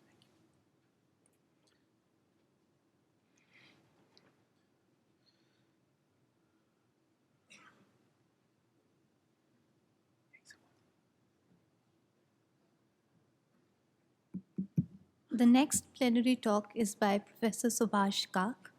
Professor Subhash Kak is professor and head Department of Computer Science at Oklahoma State University, Stillwater, Oklahoma, USA. He obtained his bachelor's degree in electrical engineering with distinction from Jammu and Kashmir University in 1967 and PhD in electrical engineering from IIT Delhi in 1970 on the topic Studies in Signal Theory. He served Department of Electrical and Computer Engineering, Louisiana State University, Baton Rouge in various capacities from 1983 to 2007. He moved to Oklahoma State University, Stillwater in 2007 as the head of Department of Computer Science. Professor Kak also served IIT Delhi from 1971 to 1979, besides visiting fellowships at several renowned universities and research laboratories. He is on the editorial board of several journals and has won numerous awards and honors, including the Distinguished Alumni Award of IIT Delhi in 2002. He is a regular visitor of DEI and the TSC series. Professor Ka.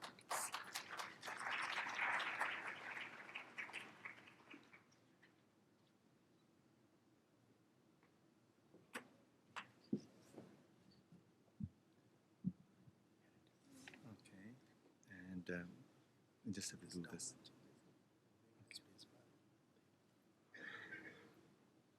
Thank you very much, Professor Satsangi and friends. I'm delighted to be talking again to people that I have spoken to earlier, and it was a challenge to come up with something new which would hold your interest. And fortunately, certain things have happened in the past few months which bring up a story that would be of interest. But before I get started, as a scientist myself, as someone who works both on quantum information and I've also worked on neural networks, the question of consciousness is an enduring one because we create theories and we also create theories of the outside world and the brain and of consciousness itself. But these theories reside within consciousness.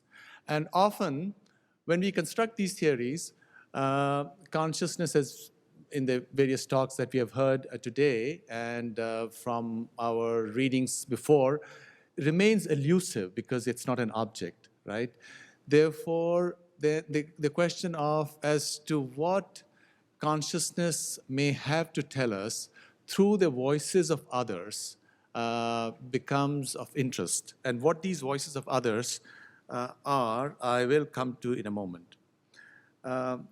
My talk is Tesla and Vivekananda on the Akashic field. Now, Tesla is a very famous person now because of the car, and he was also very famous 100 years ago. The magnetic flux density is named after him. The unit is Tesla. And he was on the opposite side of Edison about 120 years ago in a big struggle that took place in the United States on whether direct current or alternating current should be used. And he won out. And therefore, in that sense, we live in the age of Tesla. And he did the induction motor. He thought of communicating power using wireless. So in many ways, he was a kind of a visionary. Now let's talk about what connection might he have to Vivekananda. Well, Vivekananda, as we know, gave the 1893 Chicago address. He's generally considered the father of the worldwide yoga movement. He influenced many people, including William James, the psychologist, J.D. Salinger, the writer, Sarah Bernhardt, the dancer, Tolstoy, and others. And in 1896, Bernhardt threw a party where she invited Tesla and Vivekananda. And at the end of the party, Vivekananda wrote a letter where he says, Mr. Tesla was charmed to hear about the Vedantic, prana, and akasha, and the kalpas. He thinks he can demonstrate mathematically that force and matter are reducible to potential energy. In the 1890s, that was a big thing. And as we know, in 1905, we had E equal to mc squared. But certainly people were talking about it. And Vivekananda was one of those guys who was going around talking to scientists and saying that indeed energy and matter are interconvertible, right? So that's a very interesting thought because that idea did not arise out of physics. That was out of consciousness itself. Okay, now Tesla in 1907 wrote, long ago, mankind recognized that all perceptible matter comes from a primary substance, which is called akasha. And then you have, it's acted upon by the life-giving prana or creative force. The primary substance thrown into infinitesimal worlds of prodigious velocity becomes gross matter. The force subsiding, the motion ceases, and matter disappears, reverting to the primary substances. This was his hat, if you will, tipping of the hat to the Akashic field. But what is the Akashic field? Recently, 2004, Laszlo wrote a book, Science and the Akashic Field, an integral theory of everything. This is, of course, not mainstream, but clearly there are some people who are trying to figure out what the Akasha of Vivekananda and the Eastern or Indian thinkers might be, which is what brings to the very heart of my story. But prior to that, just one more pause. Schrödinger himself argued that consciousness cannot be accounted for in physical terms. This is the first one is a quote by him. The second quote is, there is no kind of framework within which we can find consciousness in the plural. This is simply something we construct because of the temporal plurality of individuals, but it's a false construction. The only solution to this conflict, insofar as any is available to us at all, lies in the ancient wisdom of the Upanishad. This is unquote by him. All right, now Schrödinger, in his autobiography, which was published in the 50s, Mind and Matter, autobiographical notes, claimed that the central idea of quantum mechanics, namely that of superposition, came to him from the Upanishadic Mahavakya, I am Atma Brahma, that this can contain all. But more interestingly for this talk, Schrödinger later on argued that qualia, which are subjective experiences, could be explained by subtle elements or tanmatras, which brings us back to Akasha, which is what I want to touch upon.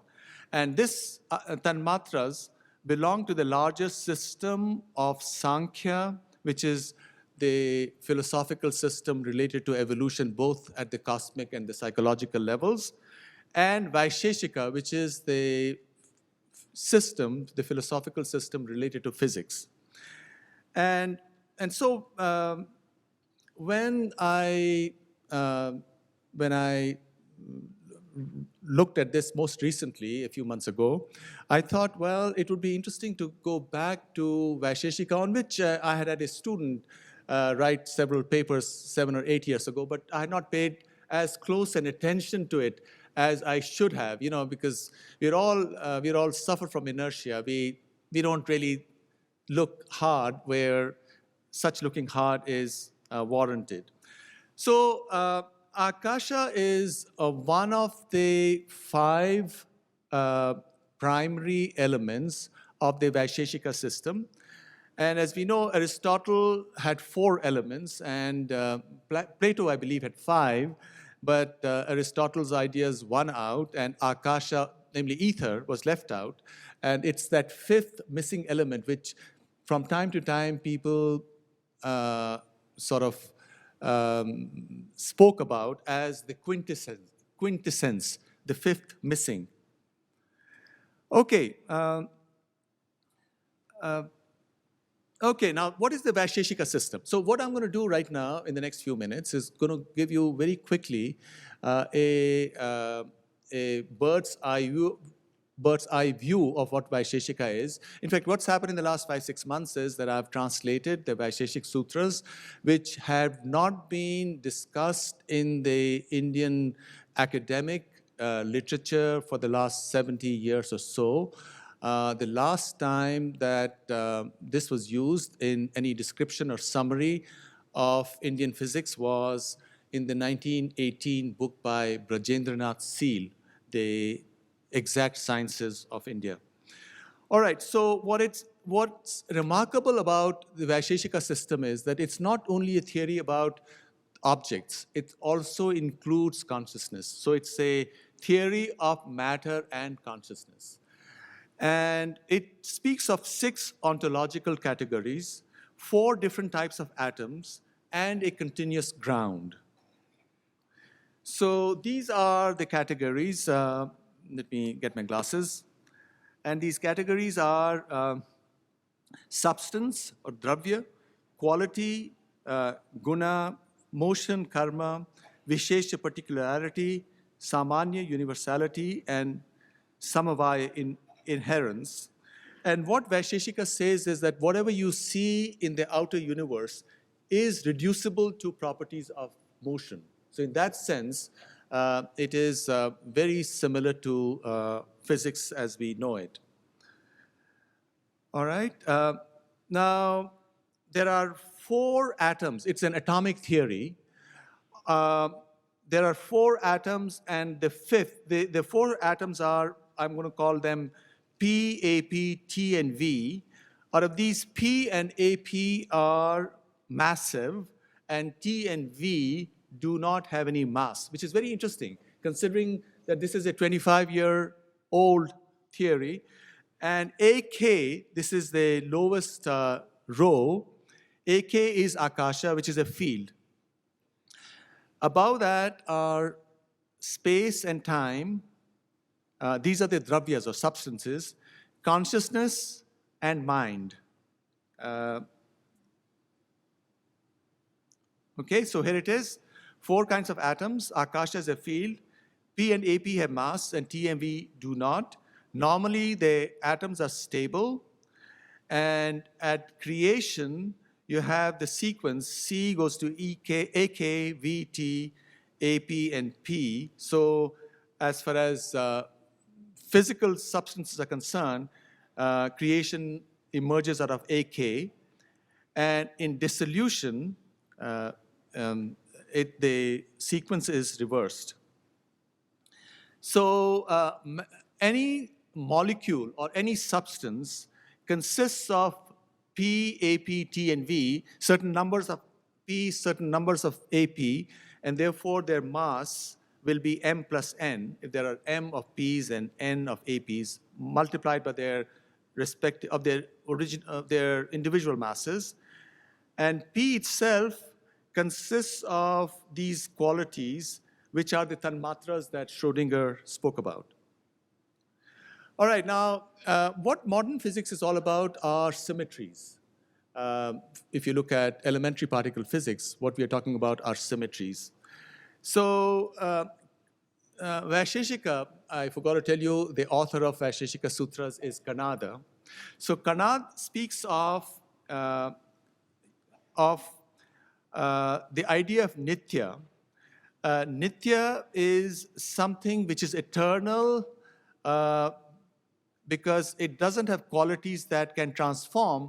Anything that has qualities that can transform is anitya. And measurable things are all anitya.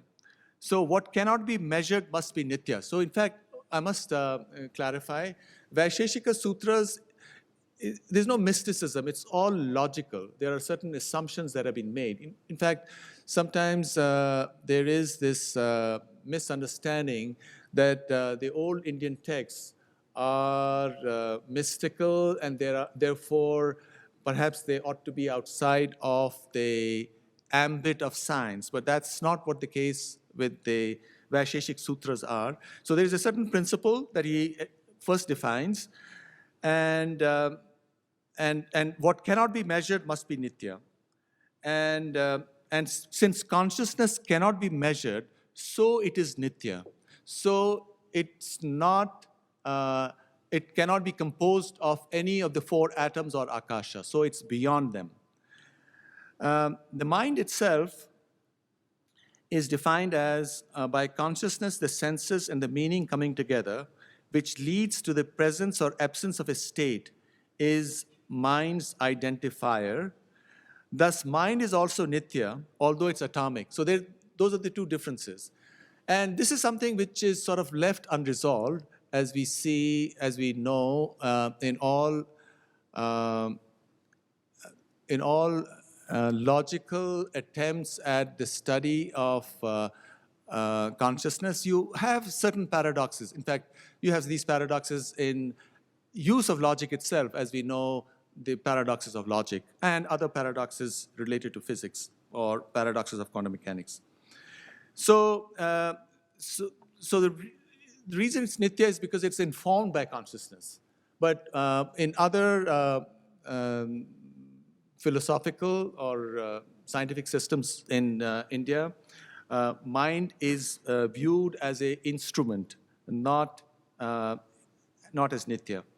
Now, what's most interesting, and this addresses once again the question of what is it that consciousness can create by itself. There are these laws that I came up with. I mean, they are written as they are in the text. Law 1, in the absence of action, the object falls by gravity.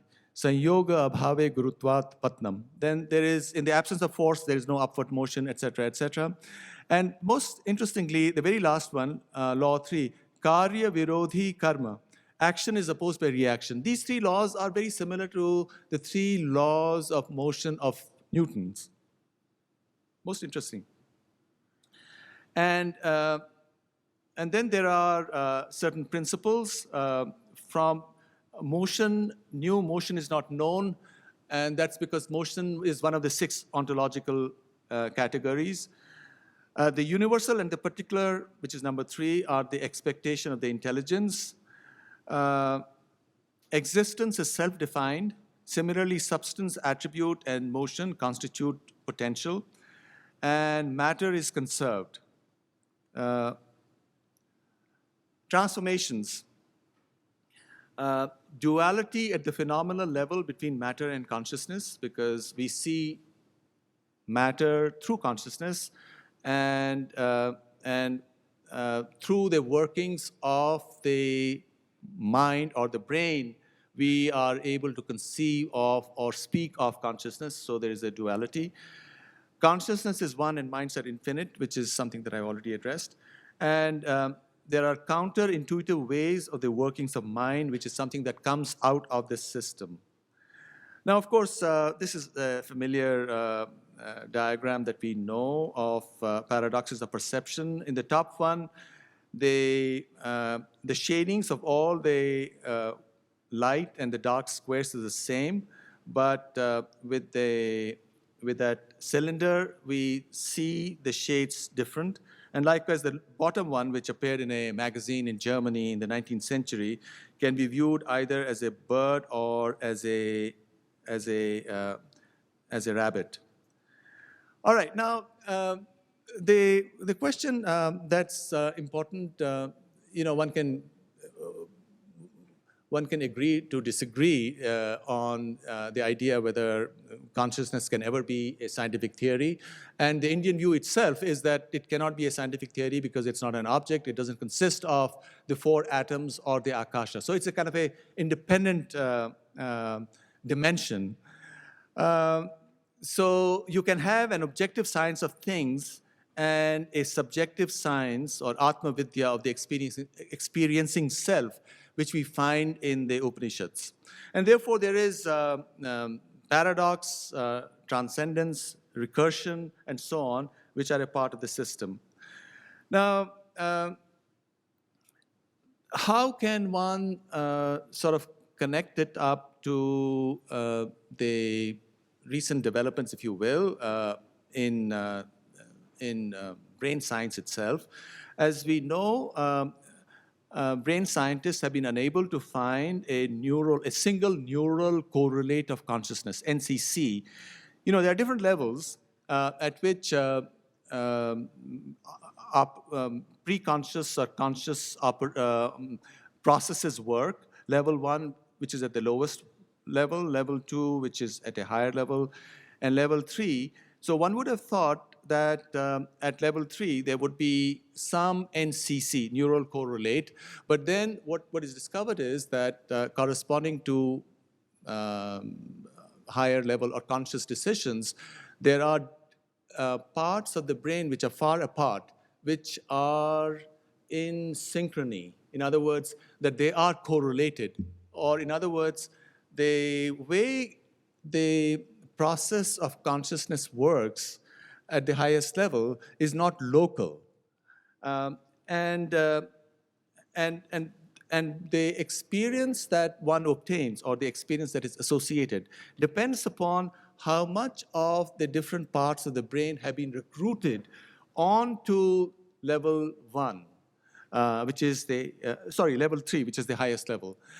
And that's what gives rise to different experiences associated with consciousness. And this is something that Mandukya Upanishad, for example, speaks of 4 states of awareness, the Jagrat, the awake, the dreaming, the dreamless, and the fourth, the Turiya, right? The four states, which arise out of, implicitly stated, out of the extent to which the different memories that are associated with the individual, the empirical self memories associated have been recruited onto the highest level 3. And therefore, the question that is easy to dismiss if you are a hardcore scientist, but which arises nevertheless, is can this level 3, and this is a question which was also, of course, asked by the previous speaker, where he argued that the question of self, is there a self by itself? And in the Buddhist thought, which is what he was mainly referring to, there is no self, right? There's no Atma. So the question arises, is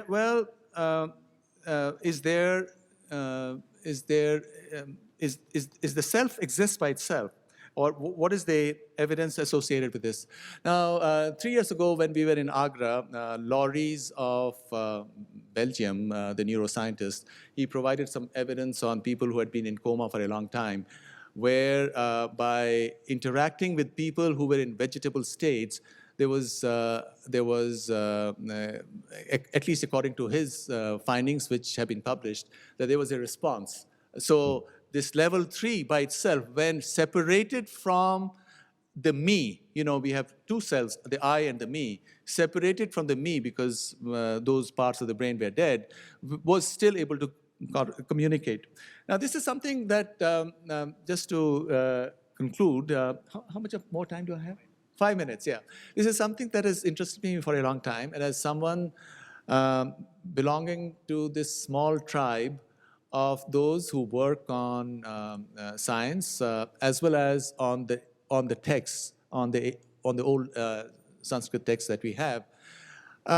What I've been intrigued by, just like we've seen the laws of motion in Vaisheshik Sutras, which, it's so bizarre that scientists or philosophers or historians of science should not have looked at them.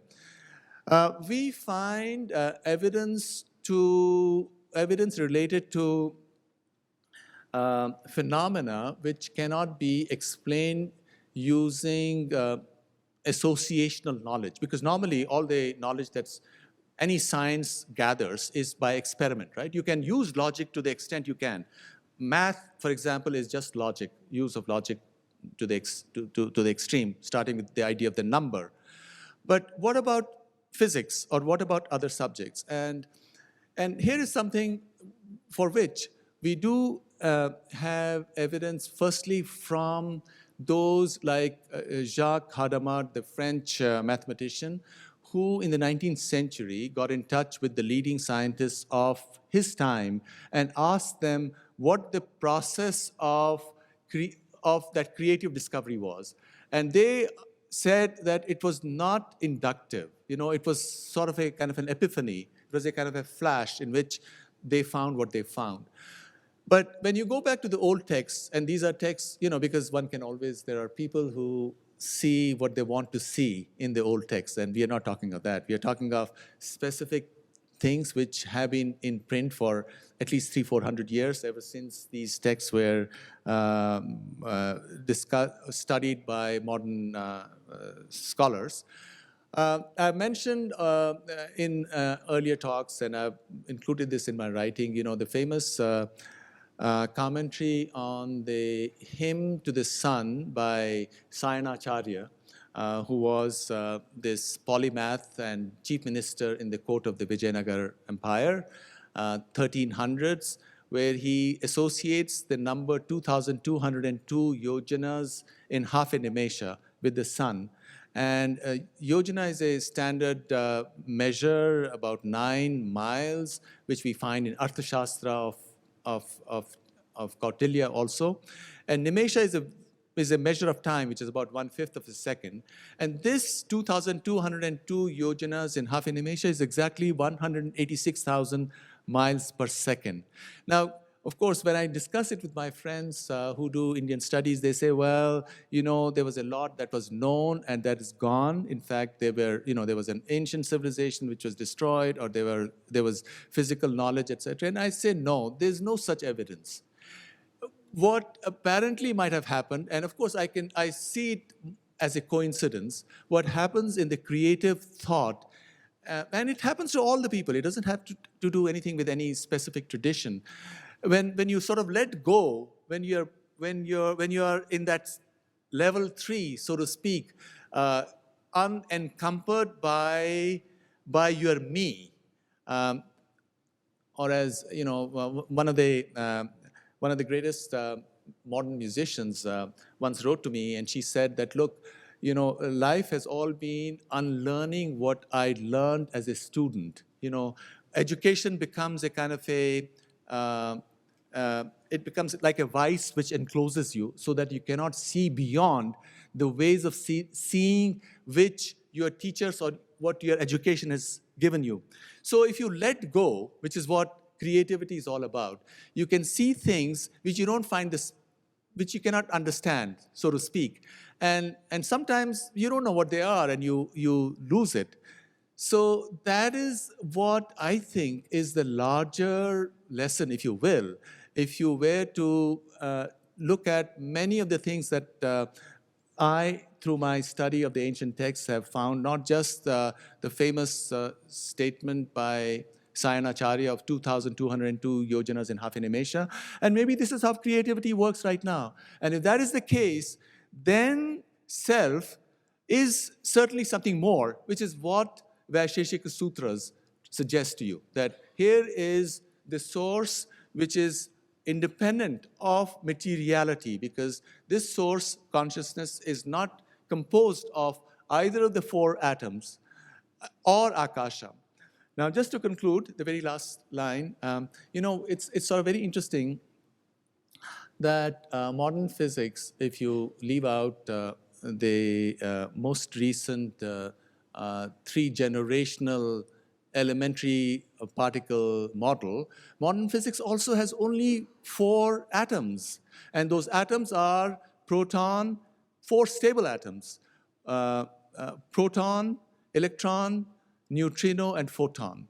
And in fact, one of those, Tejas, is the element of light. So that once again, there is this convergence. So perhaps one might be deluding oneself. Perhaps there is something to it. And if there is something to consciousness by itself, then that is the most revolutionary thing that can happen in science, because then everything gets changed. So I think there is evidence.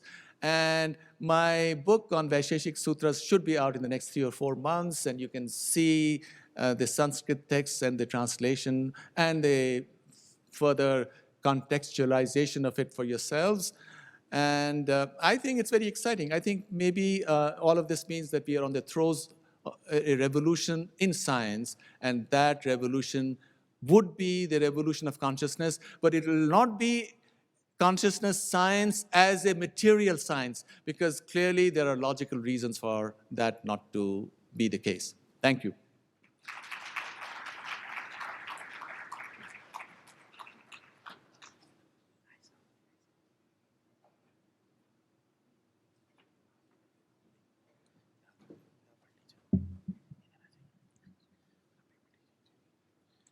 Thank you, Professor Kak. The next plenary speaker is Professor Anirban Bandyopadhyay. Professor Anirban Bandyopadhyay is at the National Institute of Materials Science, Tsukuba, Japan. He obtained his PhD in physics from Jadavpur University in 2005. He is now collaborating with several groups inside NIMS and across the globe to start a cooperative fusion research among the frontier fields of nanoscience. He has started innovative research projects that will reach industry around 2050. NIMS wish to acquire and assimilate these concepts within its natural progressing path. His research focuses on using versatility of atomic orbitals inside a molecule and weak interaction between molecules to develop a molecular cellular automata based bioprocessor. An intelligent organic monolayer is developed that can process information like our neural system and thus build an ultimate parallel processor using bioorganic materials. The ultimate goal is to make an intelligent parallel bioprocessor based on neural network using cellular automata like organic monolayer. He is involved in working towards experimental evidence for Penrose-Hameroff orchestrated objective reduction theory. He has won several awards, including Scientist of the Year 2008 from International Biographical Centre, Cambridge, England. He is a regular visitor to DEI and the TSC series.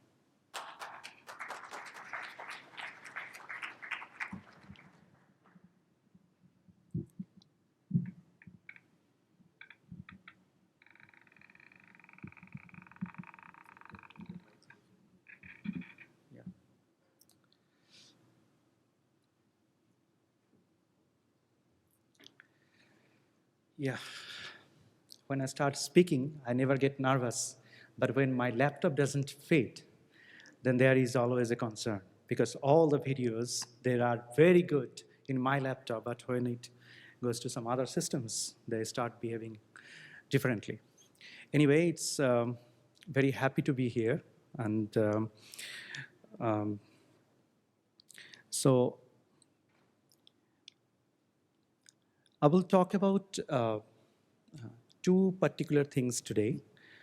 One is, if we try to understand consciousness, then one particular issue that we need to focus with is what is the structure of information in the biological system? Is it bits 0 and 1?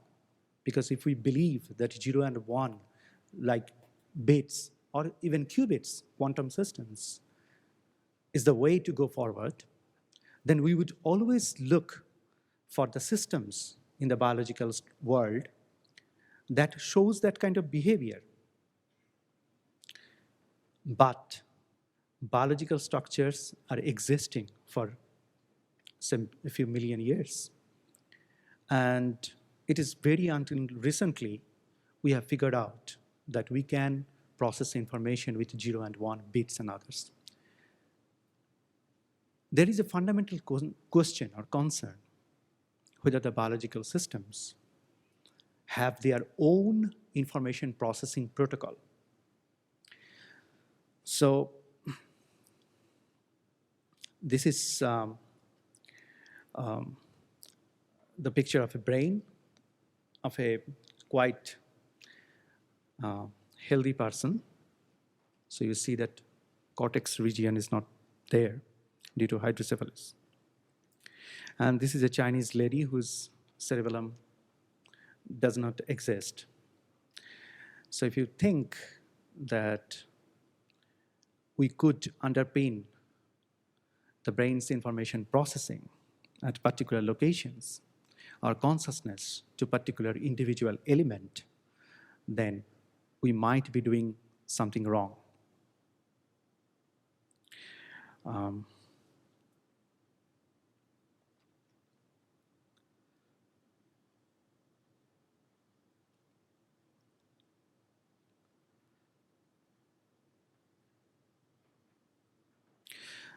So what I'm going to do is to reorganize my talk so it will not be a very coherent presentation. I would like to apologize because most of my materials is in my laptop, and I'm trying to figuring out what are the materials I do have, and accordingly I would organize. So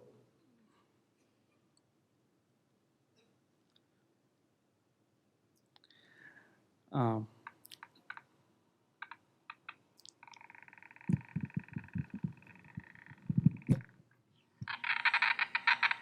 you hear some sound?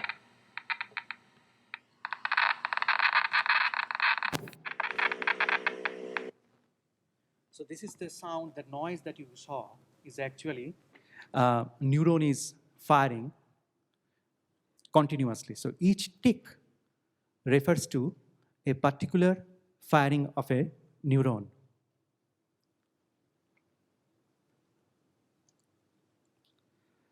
Now, we would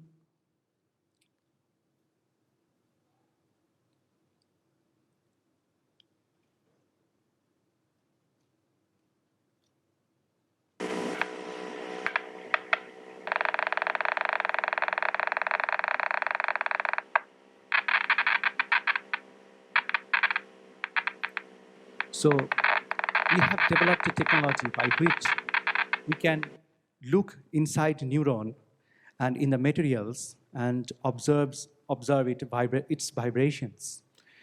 What I would do is I would play you a sound. What is happening over there when you hear one tick? So this is microtubule, and you have a water channel inside, and then proteins on above. And then there are C-termini. And this is a tubulin protein, where you can see alpha helices that are pink in color, and yellow colors are beta sheets. And if each and every region of this tubulin protein has a specific kind of vibrations, and it resonates at a particular frequency, I would possibly be able to demonstrate to you how we could image live the vibrations that is happening inside. And now, one single tick that I demonstrated, now the music that you are hearing, it's not beautiful, but it is the vibrations that is coming out of the microtubules when a single tick or a firing occurs. So the black line that is passing through, it is the resonance band.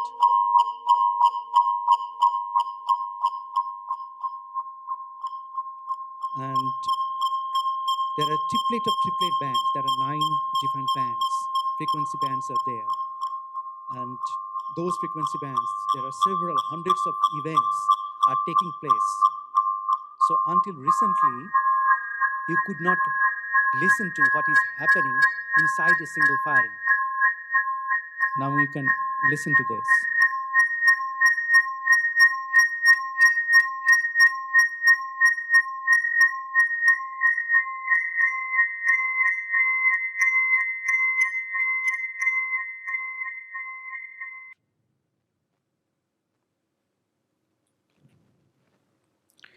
We have developed a technology so that until now you believed that biology is all about ionic processing, or there are membranes through which electrical signals flow.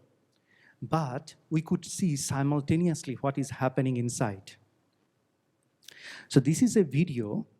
If you look carefully, there are 3 vertical columns. In one, you can see the image of a neuron.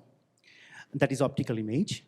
In the second, you can see that is in the kilohertz scale, what is happening. That is the ionic. And in the right one is what is happening at a higher frequency scale.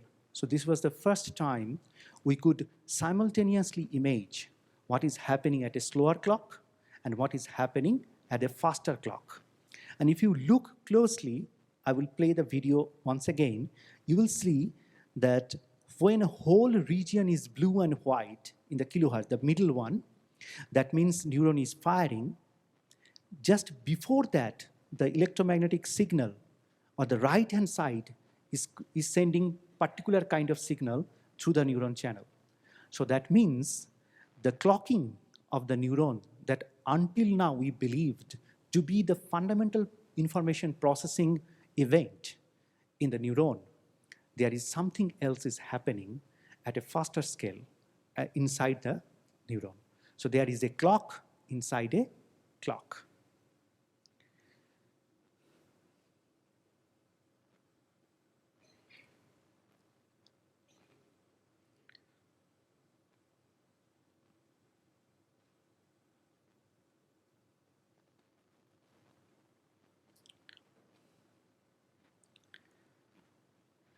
So this is the same imaging for 3 different neurons, and we are showing the same thing. Here you can see there are neuron 1, neuron 2, and neuron 3. So neuron 1, you will see that a blue channel is coming from the neuron 1, is being created. And after that, when it decides that it needs to fire, then only the potential builds up. So it is not that neuron firing through membrane is the only process. So it was the first case when we demonstrated that something else is happening in the biology. Vishal, could you do me one favor? Could you please make a copy of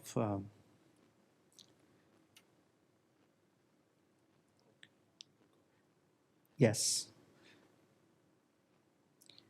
Just save this file. Okay,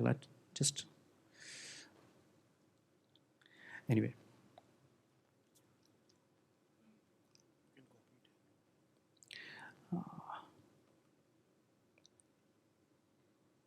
This file. Okay, so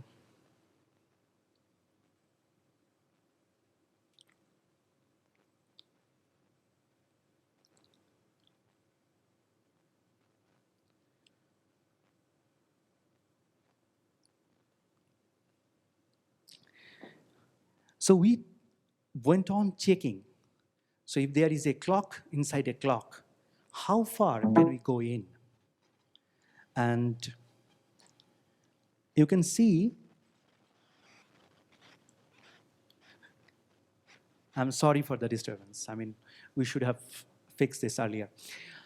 You can see we have done 3 experiments. When we first understand that neuron's clock has a clock inside that is in the microtubules, then we checked for the tubulin proteins, and we found again a triplet of triplet clocks are there. And then we checked again. We went inside a single protein, half of it, in monomer, and we again found some set of vibrations over there and clock. So when you look at physically neurons assembly, and then inside that microtubules and then tubulins, all they look very different, structurally different, their properties are different, but they have a self-similarity in the information space, in the frequency space, okay? So whole structure could be, okay. It's okay, yeah. No.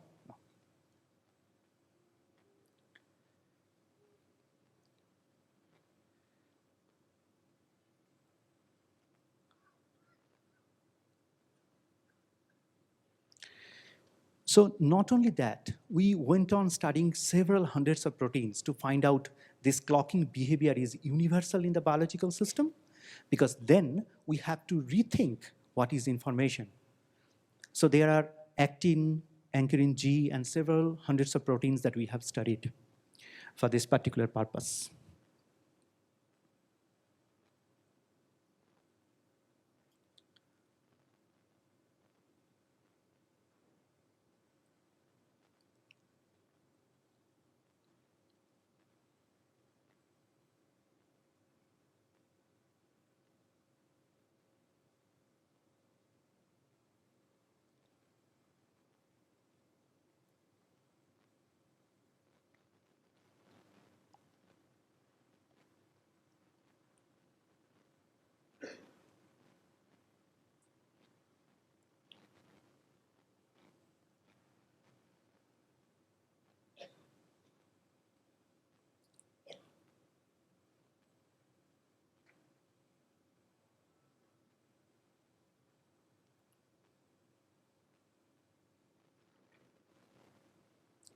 Okay, so I'm jumping because I can't show you all the details.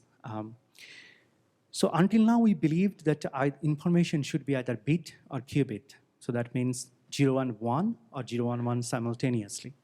But we found that time cycle could be a way to store and process information. We can add time cycles to demonstrate. We can add time cycles to represent any kind of information, electrical, magnetic, and any other form.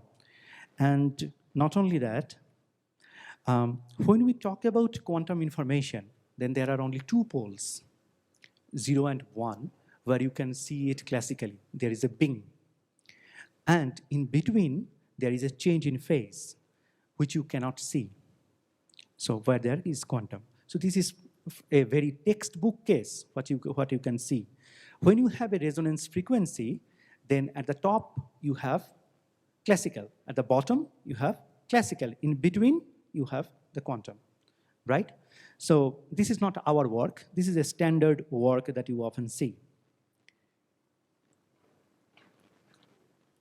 So in a time cycle, whenever you have a ping, a singularity, classical, you detect it, a resonance frequency. So for the last 4 or 5 years, I don't know, many of you have listened to me several times, and I have always told that information of biological systems is in the resonance frequency when there is a ping. And also, Stuart also told several times. I think we were wrong. Information is not there when you have the ping or the resonance frequency. You have it when it is silent. The gap between two pings is extremely important, and that holds a lot of information to uncover. So you can see that when there is a ping, you have classical, and then throughout the path, it is not. So we measured in several biological systems that every single resonance peak or frequency where it vibrates is associated with a phase. So we need to reorient it into a 3D structure, and we can project it. So let's see what I am suggesting. What I am suggesting is that if you think of quantum information, then you go for qubit.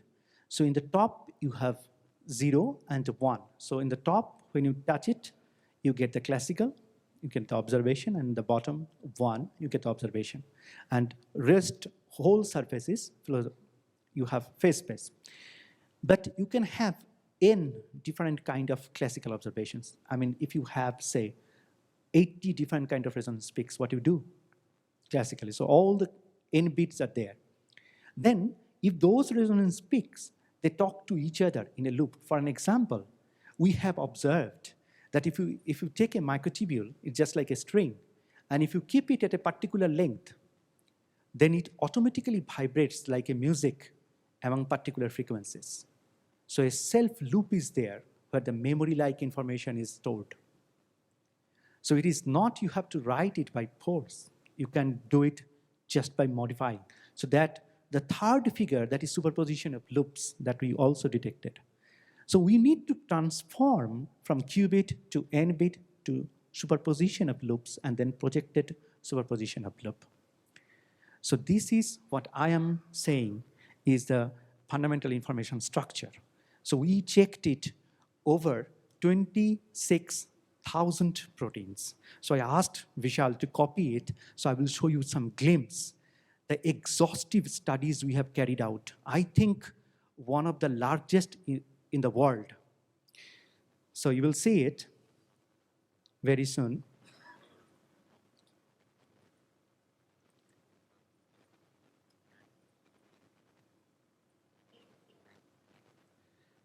So if you increase the complexity, you add more and more nested time cycles for the information, and you put it there. One of the key things is that observer is included with the information structure. Those are combined. So observer has one imaginary world, and there is one observer measures the lower and upper time cycles, 2 imaginary worlds. So there are 3 imaginary worlds that we need mathematically to represent the information. So there is basically no reality. All information is processed in the phase space.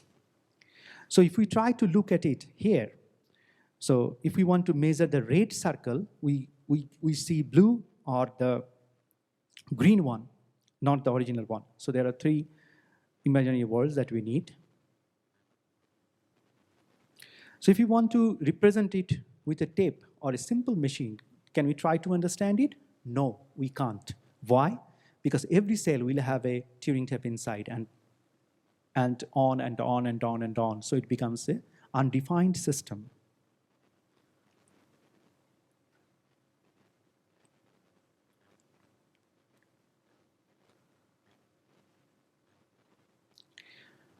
Okay, so if this is the information structure,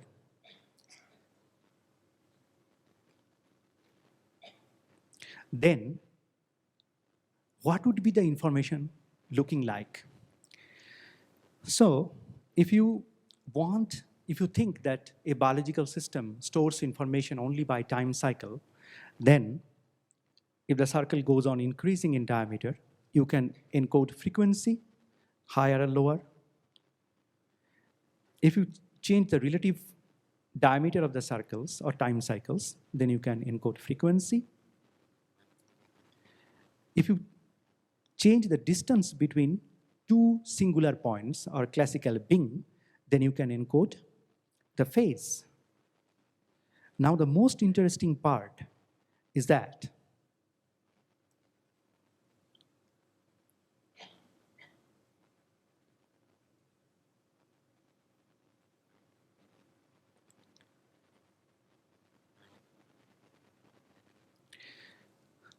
suppose you are looking at a time cycle.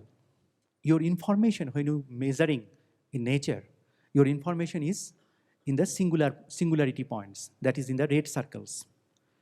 But if you zoom out the red circles, you will find that the information is in the singularity points inside the red circle. You can go on and on and on.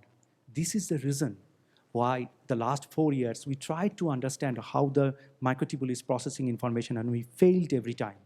Information is in the silent zone like this, in the gap between two singularity points. That means 2 times if you find there is a resonance frequency, the time gap between where the system is silent, that holds the key. Philosophically, it is very, very strong because it changes the whole scenario. If you believe on Bing, you will connect the dots. Would you please listen carefully again? If you connect the Bings, the pump probe experiment, you pump the system and you get some response, and you try to connect it, you see something very different from your imagination than actual system is. So, if this is true, then how the biological system looks at a particular information? So we have done one work, which is funny but quite complex. So if this is the language of the biological system, or the language of the brain to process information, then the frog would look like this kind of time cycle. And if we follow the mathematics that we earlier proposed, that we go for n number of poles and then projected hyperspace, then the information that frog would look like this. So this is both sides of the sphere. So it is decoded, or it is encoded like that. So we have created an entire set of program like this. And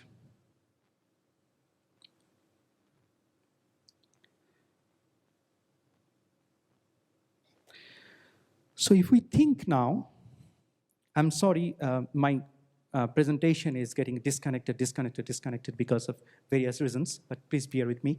So if we measure all the frequency bands and put them together in the form of a wheel, the existing biology measures only the ionic channels and ionic frequencies. So it is a small part, the top part, where the ionic region is there. What we are doing is electromagnetic frequencies. It is a small part on the right-hand side. But if somebody wants to explore the entire biological system, actually how it processes information, then it needs to traverse entire wheel, entire frequency space, and map. So simultaneously, it emerges information. And as I said or argued, that the information doesn't remain when you measure the system.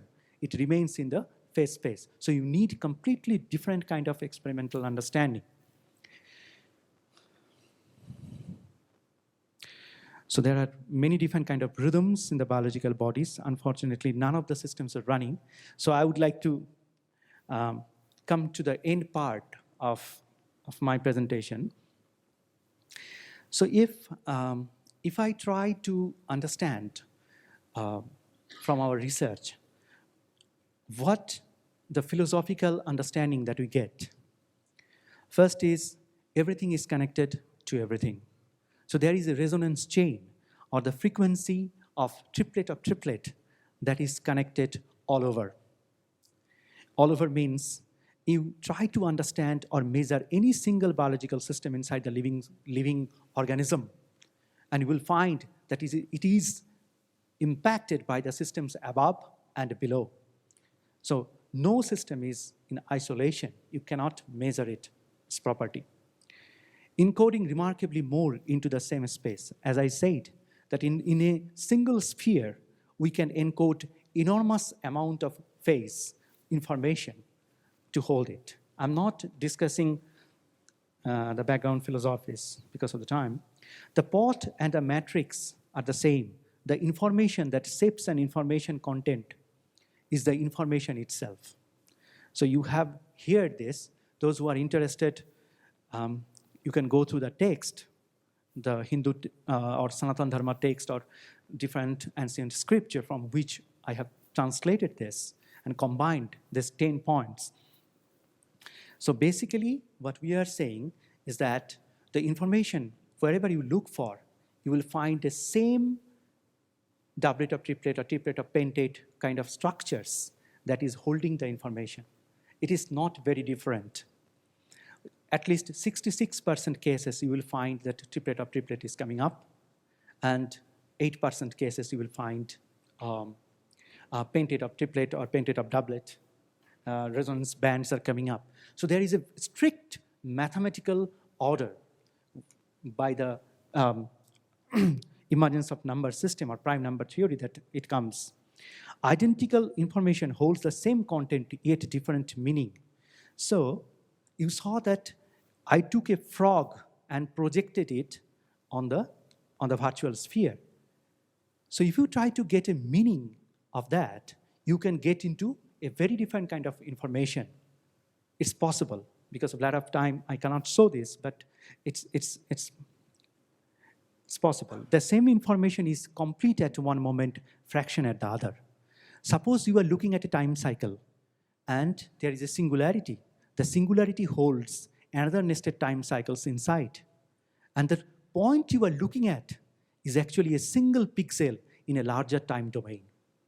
I know that I'm sounding very abstract to you, but believe me, when I started microtubule research, then we thought that we will take existing electronic systems, existing knowledge, existing mathematical systems, and we will demonstrate one-to-one correspondence between the systems, biological systems and our normal one, which many of the consciousness researchers try to do. But if you try to do that, you end up in a very wrong scenario. So after 4 years of our research, we figured out at least 10 cases where we published wrong thing about microtubule only because we believed that it is correlated to some existing scientific concept. What I am saying now is don't believe in the being. Look at the difference between the being or something. It will take you to a very, very abstract set of mathematics. So if you feel that you are completely disconnected with my presentation, then you are doing justice, because that is what happened to me. So the information structure, when you look at because we repeated the experiment. If you come to our lab right now, We are repeating every single experiment that we did for the last 6, 7 years on microtubule and biological other systems, because we never, anybody to tell you, because when I did my PhD, I was a trainee, we were said, pump a system and system responds and then probe it. And this is how, and then you take many, many dots, connect them, fit it with the equation, and then publish a paper. That's how the scientific culture works. So that is how it did. Now, if somebody comes and tells you where you get the responses, those makes no sense. Where you didn't get the responses, and their pattern, and their pattern, and their pattern, making a hierarchical structure, that has the information, then delete everything, get back to lab, and do everything from the new way. So with that, I would like to end in the sense that, of course, it's true that everything is connected to everything.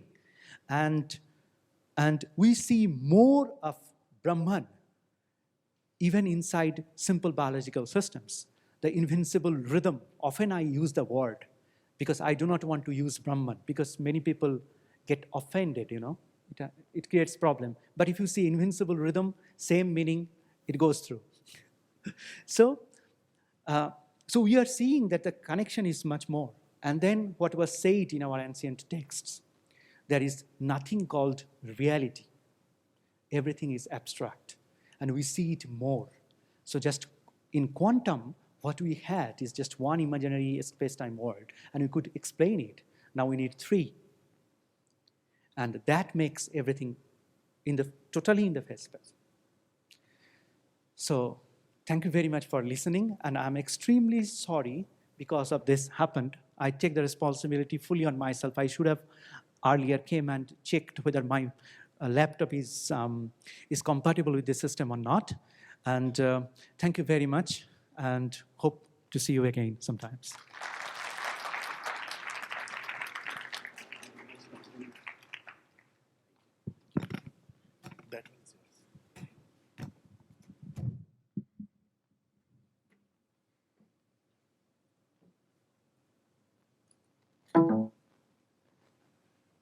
Thank you, Dr. Bandyopadhyay.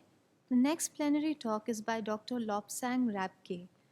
Dr. Lobsang Rapke is a research psychologist at University of California at Los Angeles and director of the Clinical Training Program for Mental Health Professionals at the Mindfulness Awareness Research Center. Born in Lhasa, Tibet, and brought up in Dharamshala, India, he completed studies at a Catholic boarding school and Delhi University, where he trained as a Buddhist monk. He became a deputy secretary and English language interpreter for His Holiness Dalai Lama in 1978. At the Dalai Lama's Tibetan Medicine and Astrology Institute, he began learning ancient Buddhist meditative practices.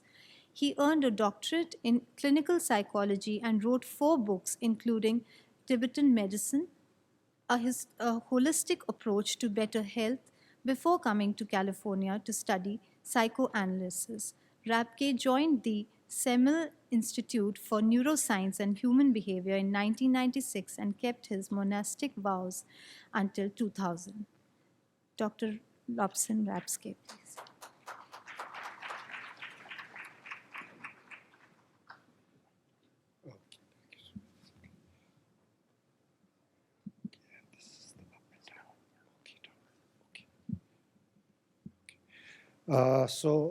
Thank you so much for having me here. I'd like to thank Vishal for making it possible for me to be here. So let me begin my presentation with a simple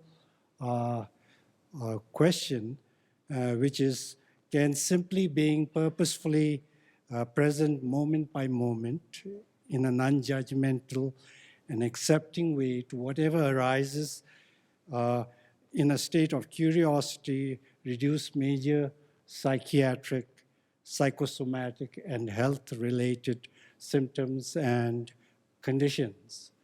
And obviously, the overwhelming research on the surface appears to indicate that is indeed the case. And this is supported by evidence of the incremental number of research on mindfulness over the years, from literally just a few in 1981 to to 2013, where you can see the number of researchers exponentially increased to nearly 600. And I'd like to now focus on three specific research on mindfulness-based stress reduction, which brought the mindfulness to the forefront of research and clinical application, predominantly in the West and now growing into the East, into Asia and other countries. The first one is by Teasdale. This is on, it's a very robust randomized control study in 2000. It looked at the use of mindfulness-based cognitive therapy for people with 3 or more episodes of depressive relapse episodes. And what they found was both clinical as well as statistical significance. And this study, by the way, as I mentioned before, has been replicated. Now, if you take another study, this is on with cancer patient. As you can see, it uses a wait list control, and it showed quite significant improvement in stress, mood, and psychiatric symptomatology after 8 weeks of mindfulness treatment. And of course, mindfulness has drawn the attention of neuroscientists, and this is one of the early studies that played a huge role. It's been referenced over 800 times. And what this study shows, done at Harvard, shows that after 8 weeks of mindfulness training, there was significant increase in the cortical region. If you look at, specifically in the insula, probably it's the right anterior insula, you can see the control group who did not receive mindfulness training, I wonder if you can see it, are those represented by the red dots, and the blue are those who received mindfulness. And on this left-hand side, you can see the increase in cortical thickness. And the insula is the part of the brain which has to do with interoceptive processing, that is sensory, bodily sensory processing. And you can see there's significant, compared to the control, increase in the thickening of that area. Similarly, the prefrontal cortex, primarily you're talking about attention and other executive processes, you can see a similar increase. However, we need to look at the research a little more closer. And what do we find? Well, we find several concerns about both at the empirical, clinical, and conceptual level. And I'll present those in terms of, first, a meta-analysis, probably the most rigorous meta-analysis that has been done to date on mindfulness and meditation. Probably many of you may be familiar with it. Secondly, I'll look at a small but increasingly growing number of specific studies on mindfulness in MBSR. And then some of the empirical issues I want to discuss, which are also extremely serious and important. One is the difficulty to operationalize mindfulness. Second is the measures that exist, though they have excellent internal and validity. However, it appears there's growing consensus that these measures may not be actually measuring mindfulness. And most importantly, as you know, in research, it's important to be able to establish the mechanism of a construct, in this case, mindfulness. And unfortunately, this has not been possible in a unified way. Now let's look at the meta-analysis. This was done by Goyal and others, very well,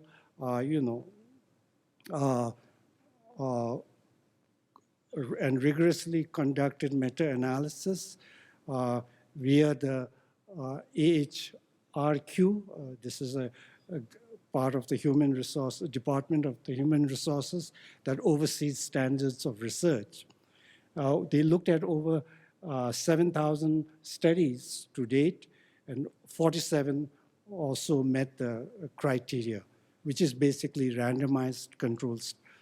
However, what was found was there was only moderate evidence for anxiety, depression, and pain. However, in clinical research, moderate evidence is very, very significant. That's important to remember. Unfortunately, with other areas such as stress, mood, attention, mental health related quality of life, as well as substance abuse, so on, low to insufficient evidence has been found. Now let's look at a more current recent study. Here, and this is probably one of the most rigorous study done to date. One thing we need to know is, unlike other psychotherapy techniques, mindfulness has been subjected to a very high degree of rigorous analysis and research. So here you take this study, and what you find is, what the researcher did is they matched every component of MBSR, mindfulness in MBSR, was matched with the active control group, except mindfulness. Unfortunately, mindfulness did not account for any of the dependent variable or the measured outcomes in the study. So in the same study, they looked at sustained attention, because sustained attention has been associated with mindfulness in MBSR. What they found was, again, that sustained attention increase was not shown to significant level compared to the control group. And more recently, probably this is the first study looking at the negative, hypothetically, they looked at the potential negative consequences of mindfulness in MBSR.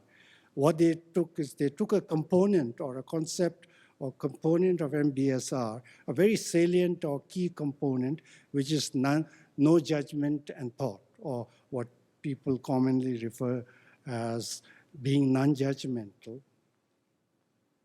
And and compared to the control who got no such training in non-judgment and thought training, you can see, if you look at the control group, you'll see that pre and post induction changes in terms of how many memories they were able to recall after they were given a recall memory task. You'll find did not change during the pre and post-induction phases. However, if you look at the mindfulness, you will see at the post-induction phases, false memory recall. Information that was not presented to them was falsely recalled by people who had practiced non-judgmental training. And of course, brain imaging studies are widely, people are very exuberant about quoting brain imaging studies. However, we need to be cautious because most of the brain imaging studies report synaptic potential activities. And these are difficult to interpret clinically or otherwise. However, such interpretations can improve if they are well correlated with behavioral task data, which unfortunately in most of the mindfulness brain imaging studies are short in coming. And also we need to remember, mapping complex cognitive functions onto neural pathways is still not an exact science. And just to give you an example for, and it's a very simplistic explanation, most of the mindfulness data is short-term, And if you look at any type of learning which is associated with mindfulness or even memory, much of the data is on short-term, at a short-term level. And as you can see, in terms of short-term, if you look at the biochemical and potential activities, it's all occurs in strengthening pre-existing synaptic connections or proteins, and as well as protein synthesis. Unlike whereas long-term memory, you can actually see what happens is not only existing synaptic connections are strengthened, but new synaptic growths can occur, as you can see. And furthermore, the protein synthesis occurs in the cell body itself in long-term memory, which is not the case in short-term memory. So in other words, to really understand the significance of mindfulness, we need to understand long-term impacts at both the cellular, molecular levels as well. And what are some of the empirical issues? I already referred to them. It's been difficult to, in a unified way, operationalize a construct like mindfulness in terms of its components and concepts underlying the components. And of course, measurements, as the current measures continues to be a problem. In fact, also the attempt to find a mechanism of mindfulness hasn't been very successful to date. That is to say, a more unified, that most people agree to, has been difficult so far. So what are major researchers and the neuroscientists in this field recommending as a solution? Well, they are saying researchers should ask better research questions and create more robust hypotheses. They are suggesting creating better designs and more rigorous methodological approaches. However, I would suggest that unless the issue of the lack of a theoretical or conceptual framework that presently underlines mindfulness in MBSR is addressed, no amount of increase in research question can address many of the serious issues that exist. Oops, sorry about that. Let me just apologize for that.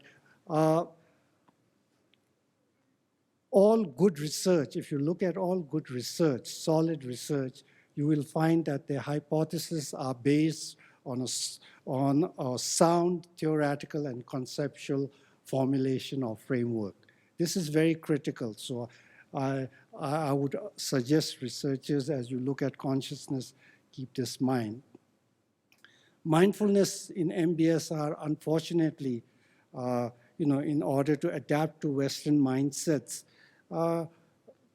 discounted or ignored the early theoretical framework of mindfulness presented in the early and later Abhidharma canons. And if anyone who has studied the canons and looked at the theoretical framework of mindfulness and presented in those can find a solid framework of understanding the theory of mind, not only that, but perception and cognition. which is very critical to then understand the context of formulating what mindfulness means and so forth. Now, why is conceptual framework so important? Because a sound conceptual framework provides a blueprint for formulating a research-based intervention. This is key here, research-based intervention that can be operationalized, which in turn can guide appropriate research questions and help to design rigorous research methodology. According to Fawcett, there are 6 criteria of a sound conceptual framework. I won't go into them in detail, but I just wanted to take one component of MBSR, mindfulness in MBSR, and kind of take you through the process to show how lack of conceptual framework creates such a huge problem down the line. There are several components of mindfulness: present-centered awareness, non-judgment, acceptance, self-compassion, non-striving, so forth. All of them have, because they lack an underlying theoretical framework, they are fraught with problems. I'll just focus on present-centered awareness. Now, from a technical research perspective, present-centered awareness is ambiguous in terms of its concept as well as its component. The component refers to the physical expression or structure of the concept. And it, in terms of its definition, it lacks precision. Once you don't have a precise definition, everything that subsequently follows from that is questionable, as you will see. In present-centered awareness in mindfulness includes both sustained attention and awareness. This is problematic because these are 2 very distinct cognitive processes and makes operationalizing a definition for presence-centered awareness literally challenging, to say the least. Once you have an imprecise definition, then identifying the objective nature and function of that component or concept is compromised, which is in the case of presence. Let's just take one of them. In the case of sustained attention as a component of presence-centered awareness, is quite significantly compromised in MBSR. How is that? First of all, it varies significantly in the way sustained attention is understood in traditional Buddhist and in modern cognitive science perspective, which, by the way, pretty much correspond. They present a very similar definition and objective and function of sustained attention. Once the objective nature and function of a concept is compromised, then obviously the method in which you train or develop that concept in turn becomes compromised. Contrary to traditional Buddhist and cognitive science, MBS training in sustained attention has 2 components. It asks you to sustain attention on the breath as long as you can, and as soon as you are distracted by thoughts, affect, etc., then you shift your attention and engage that distraction till it's processed. Now, there's a problem with that with basic research on sustaining attention, and that is research conclusively shows attention is a very limited resource. If you look both at behavioral measures as well as as the brain function, etc., this is indeed the case. And particularly in demanding tasks such as sustaining attention on an object for a long time, you therefore have to conserve the limited attentional resources And the best way to do that is become an expert in inhibiting inhibiting attention to distraction. That's the key component that is necessary. So unfortunately, in MBSR, attention is dispersed to actually encouraging attention to distractive subjects, stimuli. As a result, I've already shown you when a rigorous study was done on sustained attention, MBSR did not improve sustaining attention. Is it likely that because of the flaws in conceptualizing and defining sustained attention, consistent with traditional Buddhist and modern cognitive science, that could have played a big role? My observations are, therefore, MBSR is very effective to deal with problems at the surface level. Unfortunately, it neither seeks nor does it have the mechanism to deal with deep-seated psychopathology, which are often rooted in childhood experience. So what would I suggest?